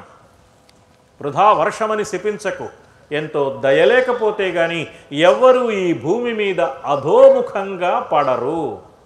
భూమి మీద కిందికి పడుతోంది పైనుంచి వర్షం, ఎవరైనా పైకి వెళ్ళాలని కోరుకుంటారు, కానీ వర్షపు చినుకు పైనుంచి కిందకి పడుతోంది. ఎంత దయ ఉండాలి వర్షపు చినుక్కి. ఈ వర్షపు చినుకుని పైనుంచి కిందికి పంపించే భగవంతుడికి ఎంత దయ ఉండాలి. వృధా వర్షమని శపించకు, ఎంతో దయలేకపోతే కానీ ఎవ్వరూ ఈ భూమి మీద అధోముఖంగా పడరు అన్నవాడు ప్రాచీన కవి కాదు, ఆధునిక కవి వేగుంట మోహన్ ప్రసాద్ చితి చింత అనే కావ్యంలో అంటాడు. మో అనే పేరుతో ఆయన చాలా కవితలు రాశాడు. అందులో చితి చింత అనే కవిత రాశాడు. అందులో అంటాడు, వర్షం ఎందుకు వస్తుంది అంటే దయతో వస్తుంది.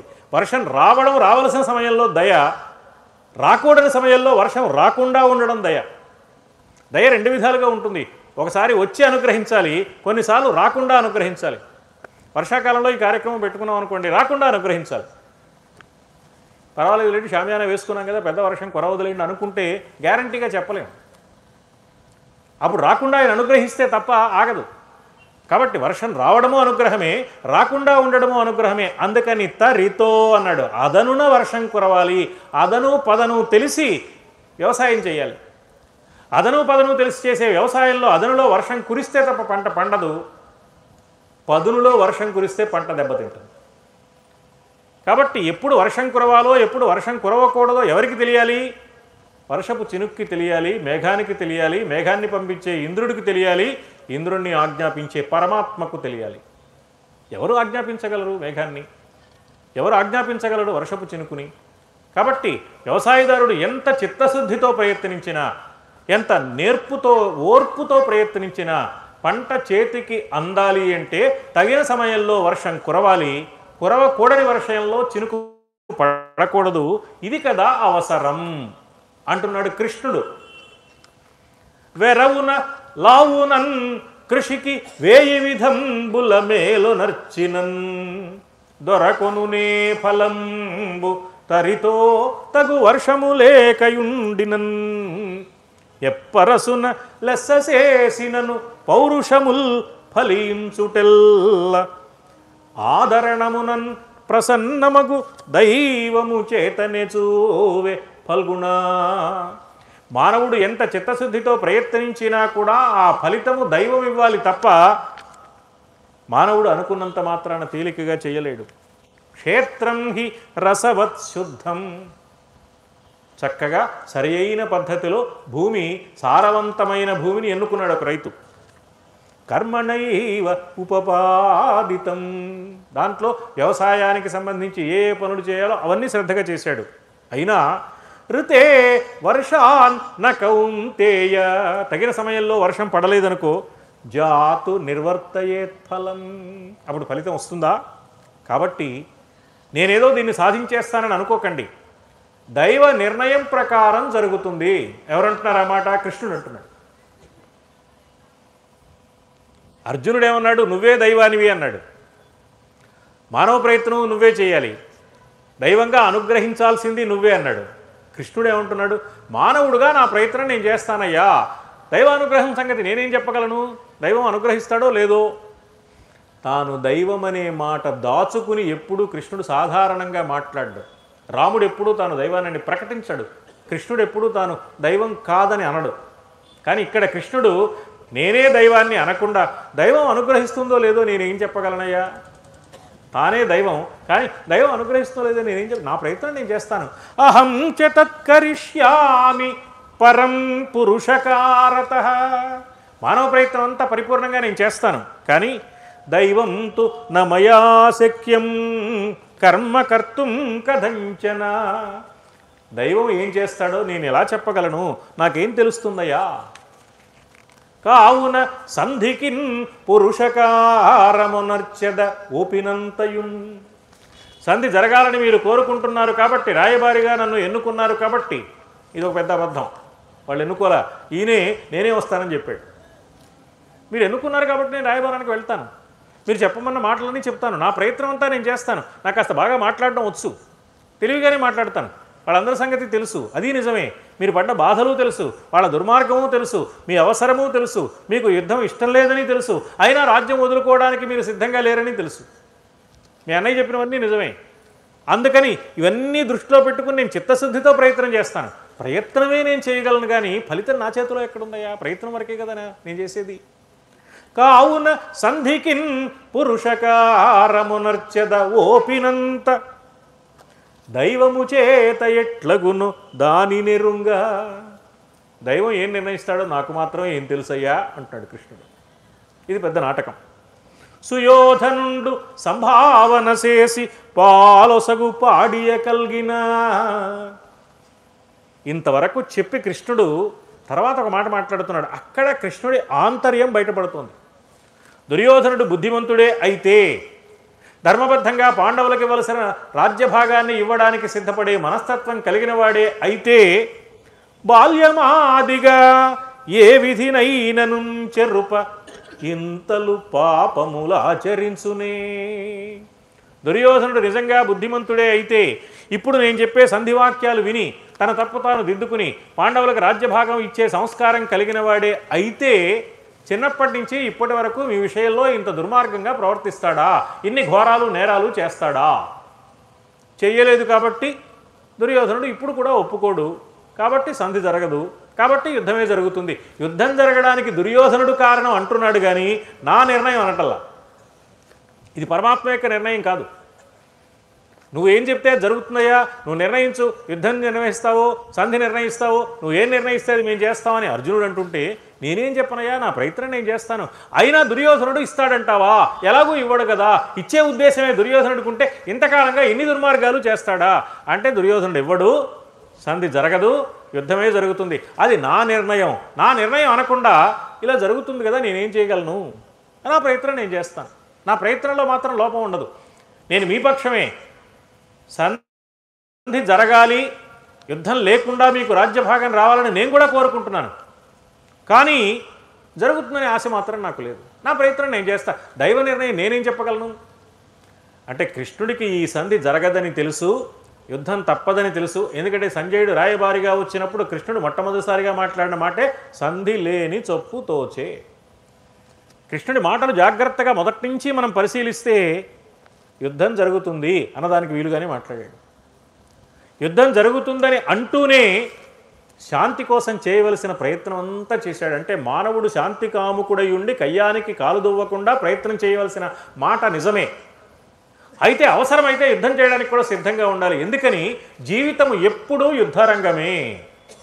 ఏదో కురుక్షేత్రంలో ఉన్న యుద్ధరంగం కాదు, అసలు జీవితం యుద్ధరంగమే. మనకు తెలిసి వేళ చూస్తే విద్యార్థుల్ని చూస్తే మనకు చాలా జాలేస్తుంది.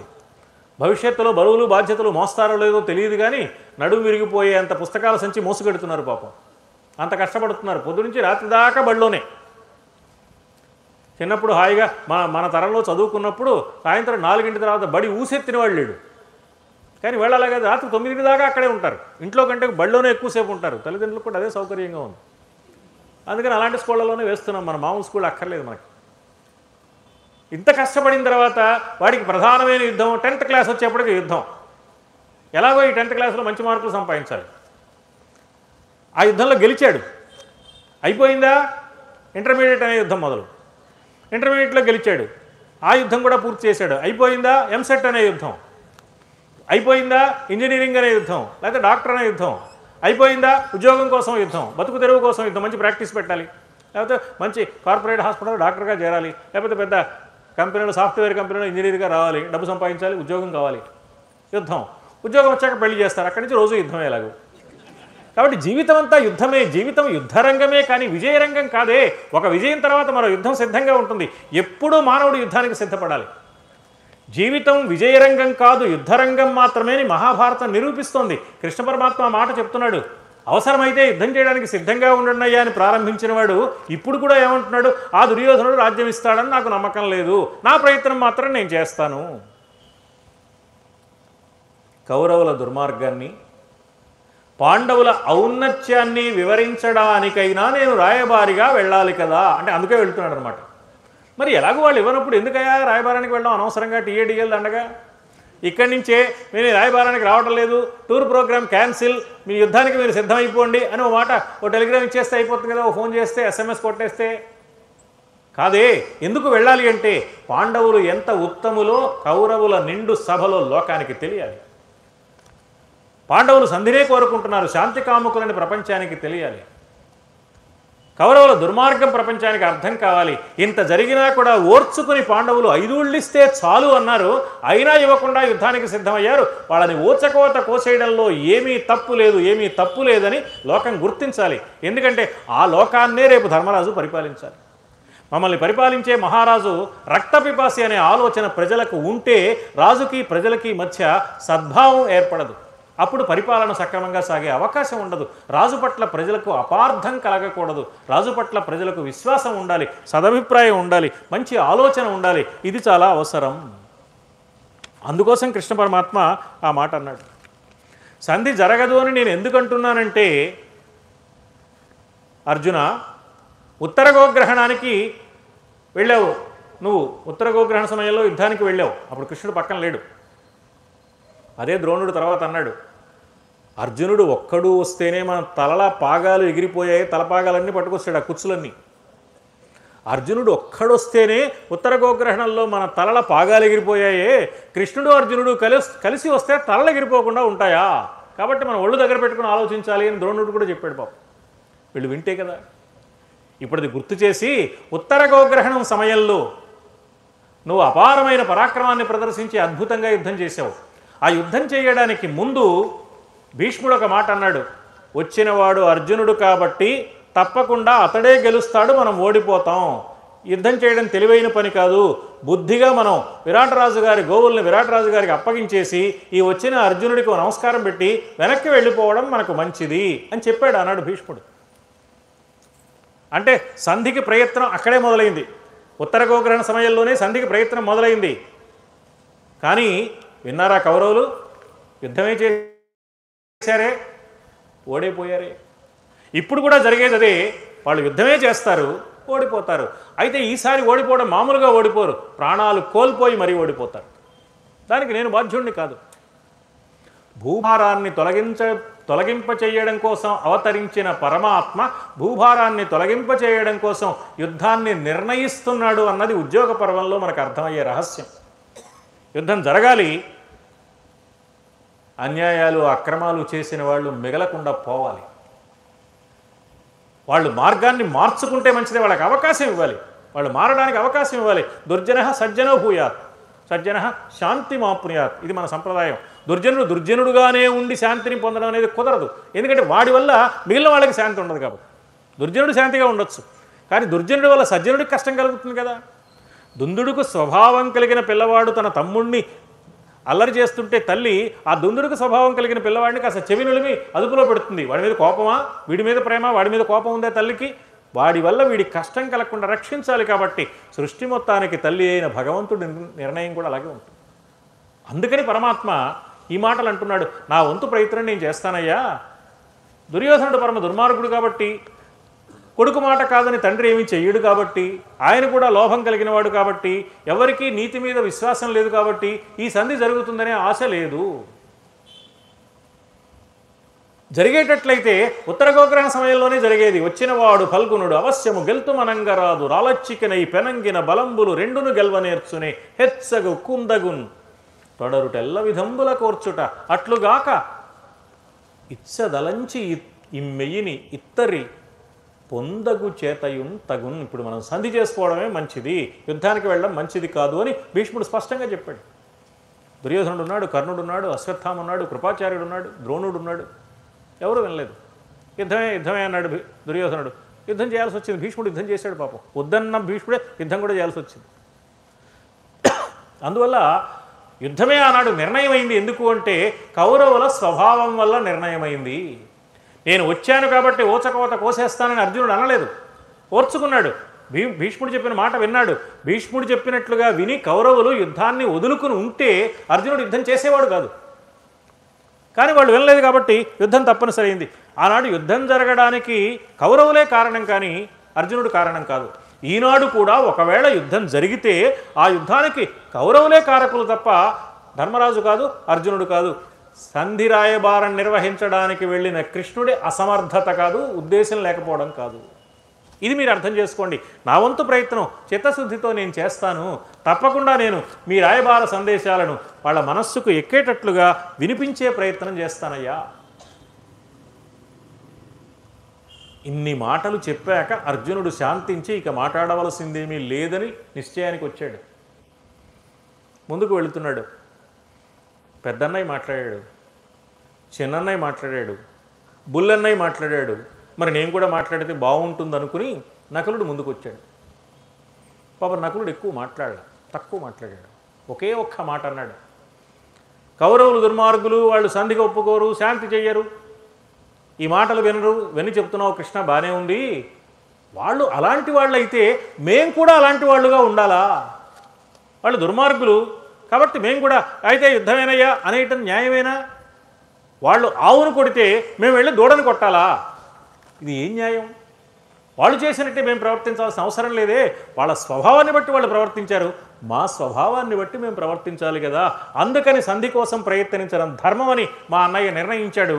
మా అన్నయ్య నిర్ణయాన్ని వీలైనంత మేరకు అమలు జరపడానికి అనుగ్రహించి ప్రయత్నించు సుమా.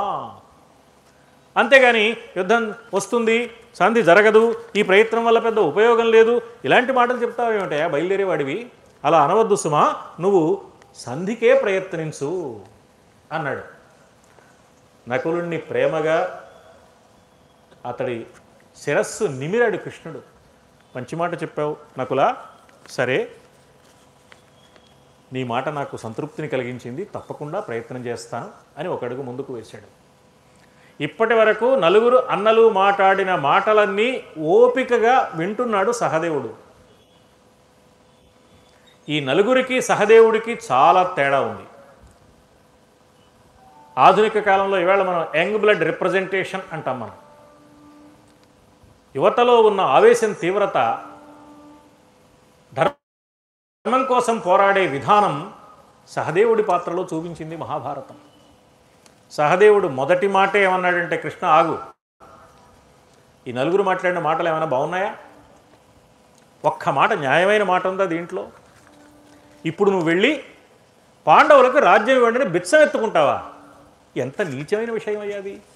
పాండవులకు రాజ్యం ఇవ్వండి అని కౌరవులు లాంటి దుర్మార్గుల దగ్గరికి నీ అంతటి మహానుభావుడు వెళ్ళి చేతులు చాచి యాచించడమా? అంటే మేము యాచించాలి, మా బదులు మాకు ప్రతినిధిగా వెళ్ళి నువ్వు యాచిస్తున్నావు. యాచించడం ఏమిటి? రాజ్యం ఎవరిది? మాది.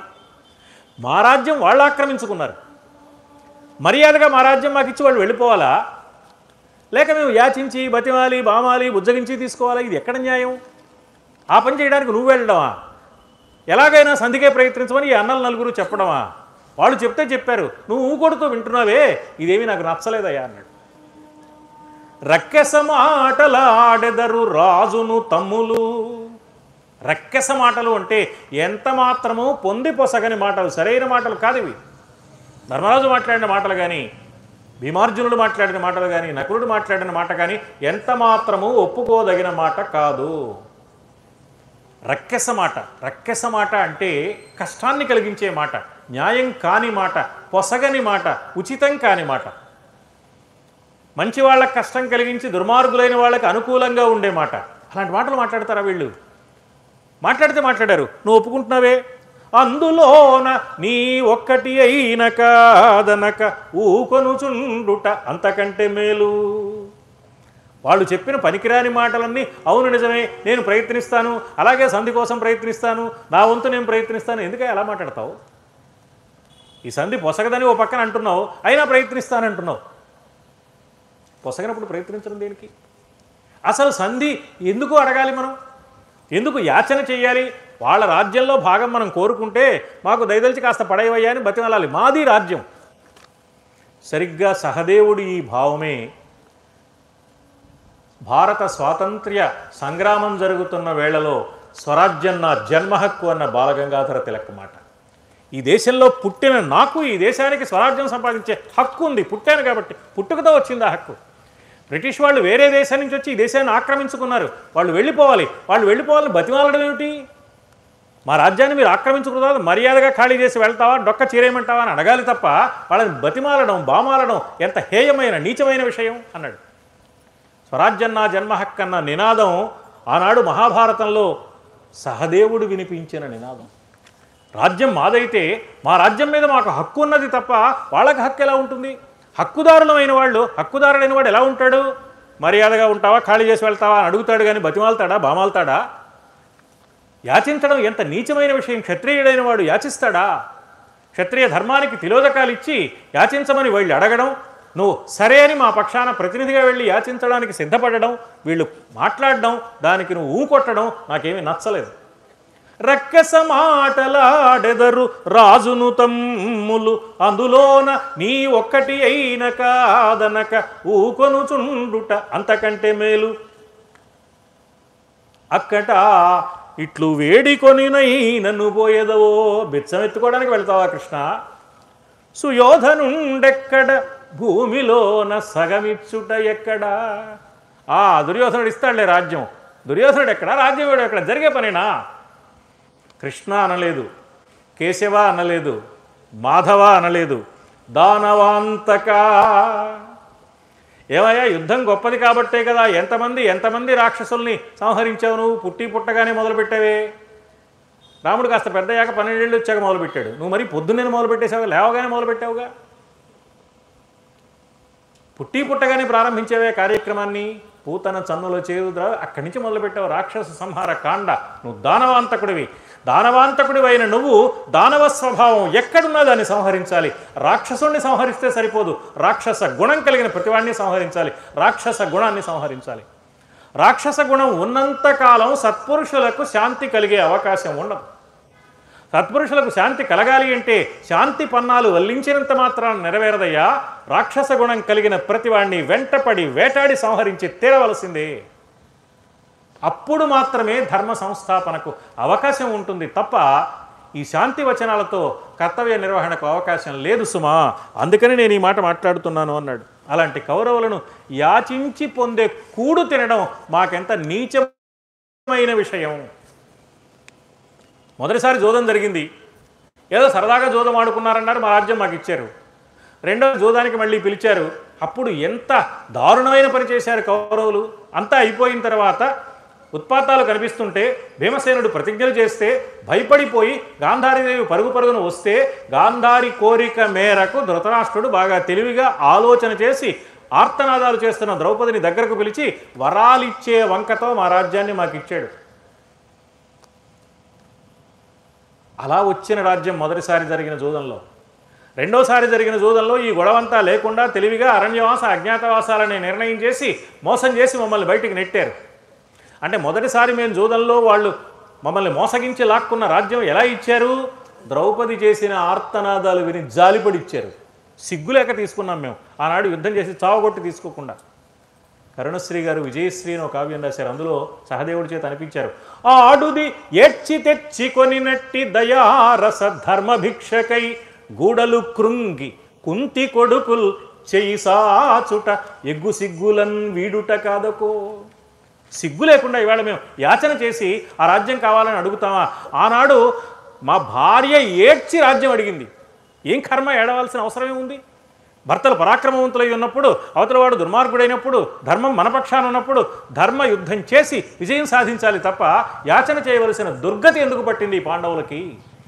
పైగా ఇలా యాచన చేయడానికి వాళ్ళు నిన్ను వెళ్ళమంటే నువ్వు దీన్ని అంగీకరిస్తావా?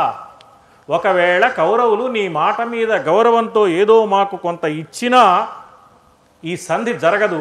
ఎందుకో తెలుసా? మేము 5గురం ఒప్పుకోవాలి కదా సంధికి. దస్తావేజు మీద అందరం సంతకం పెట్టాలి. నేను ఒప్పుకోను. నేను యుద్ధమే చేస్తా. ఒకవేళ ఈ 4 యుద్ధానికి రాకపోతే నేను ఒక్కడిని యుద్ధానికి వెళ్తా. నేను యుద్ధమే చేస్తాను కానీ ఎట్టి పరిస్థితుల్లో సంధికి అంగీకరించను. 5 ఏళ్ళు కాదు, అర్ధరాజ్యం ఇస్తున్నాడని నేను అంగీకరించను. ఒకవేళ అర్ధరాజ్యం ఇస్తే ఎలా ఇవ్వాలంటే కౌరవులు వాళ్ళు గౌరవంగా మమ్మల్ని పిలిచి, ఒరే మీరంటే హడిలు చచ్చిపోతున్నాం, మాకు ప్రాణాపాయం కలుగుతుంది, మీరు మా మీద దండయాత్ర చేయకండి, మిమ్మల్ని బతిమాలుకుంటున్నాం, మీ రాజ్య భాగం మర్యాదగా మీకు ఇస్తున్నాం, మొత్తం రాజ్యం కావాలని అడగండి, మమ్మల్ని కూడా బతకనివ్వండి, అర్ధరాజ్యంతో మీరు సరిపెట్టుకోండి, మమ్మల్ని బతిమాలాలి. అంతేకాని మేము వెళ్ళి మా రాజ్యం మాకు ఇవ్వమని అడగడం అనేది అర్ధరహితమైన మాట. మిగతా వాళ్ళు ఒప్పుకున్నా ఒప్పుకోకపోయినా సహదేవుడు మాత్రం సంధికి సిద్ధంగా లేడు. యుద్ధం చేసి తీరతాడు. కావాలంటే గతంలో జరిగిన సన్నివేశాలలో పాండవుల పరాక్రమాలు ఏమిటో, కౌరవుల స్థాయి ఏమిటో ఒక్కసారి గుర్తు చేసుకోమని సహదేవుడు చెప్పమన్నాడని నువ్వు మొహమాట పడకుండా సభలో చెప్పబోయా అన్నాడు. అది సహదేవుడిలో ఉన్న ఆవేశ తీవ్రత. కౌరవులు దుర్మార్గులు, మాట వినరు అనే మాట ఇప్పటివరకు అందరూ మాట్లాడారు. ఓ పక్కన కౌరవులు సరైన వాళ్ళు కాదంటారు, ధృతరాష్ట్రుడేమో అవినీతిపరుడు అంటారు, దుర్యోధనుడేమో దురహంకారపూరితుడు అంటారు, దుర్యోధనుడు చెప్పినట్టే ధృతరాష్ట్రుడు చేస్తాడంటారు, ఆ కర్ణుడేమో దుర్యోధనుడికి చెప్తాడంటారు. ఇన్ని చేశాక సంధి ఎందుకు? ఇంకా ఎలాగో జరగదు కదా, వాళ్ళు సరైన వాళ్ళు కాదు కదా. ఇలాంటి వాళ్ళని తెలిసి ప్రతి వాళ్ళు వాళ్ళ గురించి మాట్లాడుతున్నారు. వాళ్ళు ఇలాంటి వాళ్ళు జరగదు, ఒప్పుకోరు, అయినా ప్రయత్నించడం ఎందుకయ్యా? అయినా ప్రయత్నించడం అనే మాట అర్ధరహితమైన మాట. అందుకని తప్పకుండా యుద్ధానికి మేము సిద్ధంగా ఉన్నామని చెప్పవలసింది. తుది రాజ్యము సగమ్ము గొమ్ము అడవి అందున్ పేరు వంచించియున్ 13 నీవును తిరిగిరా పాలీకపోవచ్చునే అన్నాడు. ఏమన్నారు? ఓడిపోతే అరణ్యవాస అజ్ఞాతవాసాలు చేయాలన్నారు. మా అన్నయ్య ఆడాం కదా, ఓడాం కదా, అరణ్యవాస అజ్ఞాతవాసాలు చేయాలి కదా, సరే అన్నాడు. అరణ్యవాస అజ్ఞాతవాసాలు అయిపోయిన తర్వాత వాళ్ళకి నిజంగా మా మీద ప్రేమ ఉంటే, నిజంగా ధర్మం ఉంటే, వాళ్ళు సక్రమమైన ప్రవర్తన కలిగిన వాళ్ళైతే ఎప్పుడు 13 ఏళ్ళు అయిపోతుందని ఎదురు చూసి 13 ఏళ్ళు అయిపోగానే వాళ్ళు మాకు ఇన్విటేషన్ ఇవ్వాలి, వచ్చి మీ రాజ్యం తీసుకోండి అని.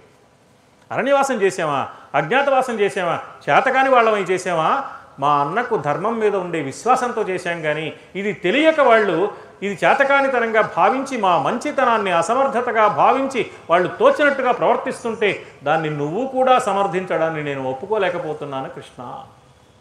కాబట్టి బంటవై ఉరుము మాయల్ పన్ను నేర్పు ఇంక చెల్లదుసు నీకని ఆ సుయోధనుని ఉల్లంబు ఉచ్చిపోనాడు మీ.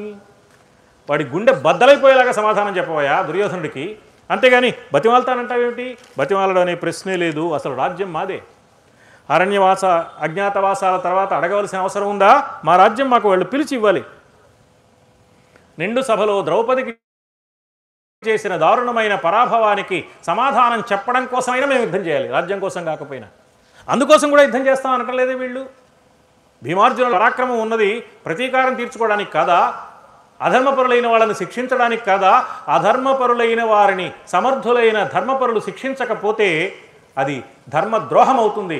ధర్మద్రోహమే దైవద్రోహము. ధర్మానికి ఎవడు ద్రోహం చేస్తాడో ఆ ధర్మానికి ద్రోహం చేయడం దైవానికి ద్రోహం చేయడం కాదా? అందువల్ల దైవానికి ద్రోహం జరిగే విధంగా, ధర్మానికి ద్రోహం జరిగే విధంగా నువ్వు ఈ సంధి రాయబారానికి బయలుదేరడం, వీళ్ళంతా చెప్పిన మాటలకి తల ఊపడం నాకెంత మాత్రం నచ్చలేదు. కాబట్టి ఇది నా అభిప్రాయం అని చెప్పు. చిత్రం ఏమిటంటే సహదేవుడు ఇంత ఆవేశంగా మాట్లాడుతుంటే ధర్మరాజు ఏమనాలి? ఒరే తమ్ముడు ఆగరా కాసేపు, నువ్వు ఎందుకు ఇలా మాట్లాడతావు అనాలి. ధర్మరాజు ఆపలేదు. పోనీ కృష్ణుడు ఆపచ్చు కదా, కృష్ణుడు కూడా ఆపలేదు. Let him talk. సహదేవుడిని మాట్లాడిని. ఎందుకు మాట్లాడనివ్వాలి అంటే సహదేవుడి మాట చాటున ధర్మం దాగి ఉంది. అది ఆవేశపూరితంగా వ్యక్తం చేస్తే చేయవచ్చు, కానీ ఆవేశము మంచిది కాకపోవచ్చు, కానీ ఆవేశంతో మాట్లాడిన మాట మంచిదే.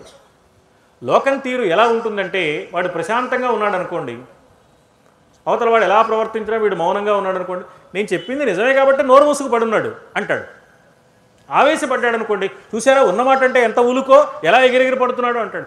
అంటే తప్పించుకొని తెలివి కలిగిన వాడు ఏం చేస్తాడంటే మంచివాడిని ఏదో ఒక రకంగా మభ్యపెట్టి తన అక్కర తీర్చుకునే ప్రయత్నం చేస్తాడు. ఇప్పుడు కౌరవులు ఆ పని చేస్తున్నారన్నది సహదేవుడి అభిప్రాయం. అందుకని సహదేవుడిని ఎవ్వరూ ఆపే ప్రయత్నం చేయలేదు. ఒకవేళ ఎవరైనా ఇప్పుడు ఆపే ప్రయత్నం చేస్తారేమో అని ఆపే ప్రయత్నం వాళ్ళు చేయకుండా ఉండడం కోసం మొట్టమొదటి సమావేశంలో ఆవేశపడి ధర్మరాజుని సమర్థిస్తూ పాండవులదే సరైన విధానం, యుద్ధం చేయడం మంచిదని చెప్పిన సాత్యకి అవును సహదేవుడి మాట ఒక్కటే సరైంది, ఇప్పటివరకు అన్నదమ్ములందరూ మాట్లాడిన మాటలన్నీ విన్నాను నేను, మిగతా వాళ్ళ మాటలు సరైనవి కావు, ఈ సహదేవుడు చెప్పిన మాట ఒక్కటే సరైంది అని సాత్యకి ముందుకొచ్చాడు. ఇక్కడ ఒక అద్భుత సన్నివేశం ఉంది మహాభారతంలో, చాలా ఆశ్చర్యకరమైన సన్నివేశం. ధర్మరాజు ఇన్ని శాంతి వచనాలు పలికినప్పుడు, ధర్మం కోసం నేను ఆరాటపడుతున్నాను, సంధి జరగాలి, శాంతి కావాలి అంటున్నప్పుడు ఏమీ విచిత్రమైన సన్నివేశాలు జరగల. పరమాత్మ నువ్వు సాక్షాత్తు దైవానివి నువ్వే, ఆదుకోవలసిన దైవానివి నువ్వే, ప్రయత్నించవలసిన మానవుడివి నువ్వే అని సర్వసమర్పణ భావాన్ని అర్జునుడు ప్రకటించినప్పుడు కూడా ఏ ప్రత్యేక సన్నివేశం జరగలేదు. భీమసేనుడు ముందు ప్రశాంతంగా మాట్లాడి తర్వాత ఆవేశపడినప్పుడు ఏం జరగలేదు. నకులుడు మాట్లాడినప్పుడు ఏం జరగలేదు. సహదేవుడు ఆవేశపడినప్పుడు, ఆ ఆవేశాన్ని సాత్యకి సమర్థించినప్పుడు పైనుంచి దేవతలు పూల వాన కురిపించారు అని రాశారు వ్యాసంలో. అంటే ఏమన్నమాట, యుద్ధమే నిర్ణయం, అది దైవం మెచ్చే పని, ధర్మం మెచ్చే పని. అవతల వారు దుర్మార్గులైనప్పుడు, ధర్మానికి తిలోదకాలు ఇచ్చినప్పుడు మనం శాంతి వచనాలు పలుకుతూ కూర్చోవడం సరైన పద్ధతి కాదు సుమా. అది అధర్మాన్ని ప్రోత్సహించడమే అవుతుంది. ధర్మ రక్షణ కోసం ఆరాటపడే ఏ వ్యక్తి అయినా సరే అధర్మపరులను శిక్షించడానికి తన బలపరాక్రమాలను వెచ్చించడానికి సిద్ధపడినప్పుడు మాత్రమే ధర్మ రక్షణ జరుగుతుంది, దైవ ఆరాధన జరుగుతుంది. అప్పుడు మాత్రమే దైవం సంతోషిస్తాడు. అందుకని అప్పుడు దేవతలు పూలవాన కురిపించారు, దేవదుందుబులు మోగాయి. ఏవం వదతి వాక్యంతు యుధానే మహామతౌ సుభీమ సింహనాదో అభూత్. ఎప్పుడైతే సాత్యక ముందుకొచ్చాడో భీమసేనుడికి మంచి ఉత్సాహం వచ్చి సింహనాదం చేశాడు. సర్వే సర్వశో వీరా తద్వచ ప్రత్యపూజయన్. మిత్రపక్షాల రాజులందరూ ఉన్నారు, వాళ్ళంతా లేచి నిలబడి చప్పట్లు కొట్టి జయ జయధ్వానాలు చేసి, అవును సాత్యకి చెప్పింది నిజమే, సహదేవుడు చెప్పింది నిజమే, మా అందరి అభిప్రాయము సహదేవుడి అభిప్రాయమే, సాత్యక అభిప్రాయమే. ధర్మరాజు మీద గౌరవంతో వచ్చారు వాళ్ళు. కానీ ధర్మరాజు చెప్పింది సరైంది అనలేదు ఎవరు. ధర్మరాజు చెప్పినప్పుడు మౌనంగా విన్నారు, కాదనకుండా. ఇప్పుడు సహదేవుడు మాట్లాడిన తర్వాత, దాన్ని సమర్థిస్తూ సాత్యకి మాట్లాడిన తర్వాత, దేవతలు పూలవాన కురిపించిన తర్వాత, భీమసేనుడు సింహనాదం చేసిన తర్వాత, మిత్రపక్షాల రాజులందరూ ముక్తకంఠంతో అవును సహదేవుడి అభిప్రాయం చాలా బాగుంది, మేం కూడా ఆ అభిప్రాయాన్నే సమర్థిస్తున్నాం, సాత్యకి సమర్థించడం చాలా బాగుంది, మాకు ఈ మొత్తం సమావేశంలో సాత్యకి మాటలు సహదేవుడి మాటలు మాత్రమే నచ్చాయి, అవే ఒప్పుకుంటున్నాం అన్నారు. అంటే ధర్మానికి దైవానికి ఎంత ప్రాధాన్యం ఇవ్వడం మహాభారతంలో వ్యాసమహర్షి మనకు తెలియచేస్తున్నారో, ధర్మద్రోహము దైవద్రోహమే అనే విషయాన్ని ఎలా నిరూపిస్తున్నారో మనకు అర్థమవుతుంది. అందువల్ల ఈ ప్రయత్నంతో కృష్ణుడు రాయబారిగా వెళ్ళబోతున్నాడు. ఇప్పటి వరకు ధర్మరాజు మాట్లాడాడు, భీమసేనుడు మాట్లాడాడు, అర్జునుడు మాట్లాడాడు, నకులుడు మాట్లాడాడు, ఆవేశపడి సహదేవుడు మాట్లాడాడు, ఆ ఆవేశాన్ని సమర్థిస్తూ సాత్యకి మాట్లాడాడు. నిజానికి పాండవులు పడిన బాధలు కష్టాలు ఒక ఎత్తు, ద్రౌపది పొందిన అవమానాలు బాధలు ఒక ఎత్తు. బహుశా సృష్టిలో ఏ స్త్రీమూర్తి అన్ని అవమానాలు భరించి ఉండదు, అన్ని బాధలు పడి ఉండదు. అపారమైన బాధలు, అపారమైన అవమానాలు, దారుణమైన ఘోరము నేరము అనుభవించిన గుండెలు అతి తీవ్రమైన అగ్నిజ్వాలలతో రగిలించి వేసిన బాధ ద్రౌపది బాధ. ద్రౌపదిని నీ అభిప్రాయం ఏమిటో చెప్పమని ధర్మరాజు అడగలేదు, పాండవులు ఎవ్వరూ అడగలేదు, కృష్ణుడు కూడా అడగలేదు. సాత్యకి ఆవేశపడిన తర్వాత, సహదేవుడు ఆవేశాన్ని సాత్యకి సమర్థించిన తర్వాత, భీముడు సింహనాదం చేసిన తర్వాత, దేవతలు పూలవాన కురిపించిన తర్వాత, కృష్ణుడు ఇక కార్యక్రమం పూర్తయిపోయింది కాబట్టి, సమావేశంలో ఒక తీర్మానం జరిగింది కాబట్టి బయలుదేరదామని అడుగు వేస్తున్నాడు. అన్నా ఒక్క నిమిషం ఆగు అన్నది ద్రౌపది.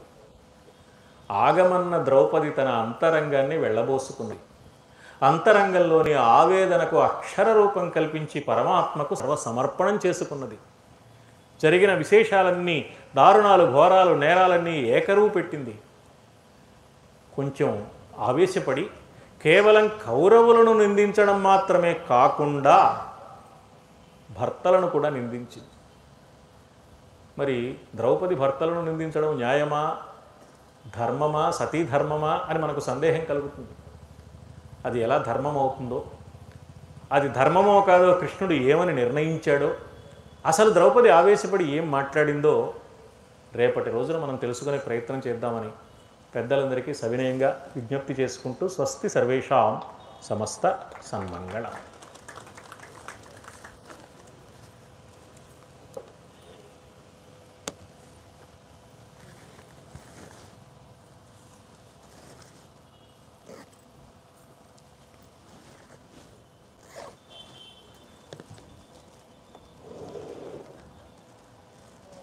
ద్రౌపదికి రాబోయే ఆవేశం మనందరికీ కూడా రావాలి.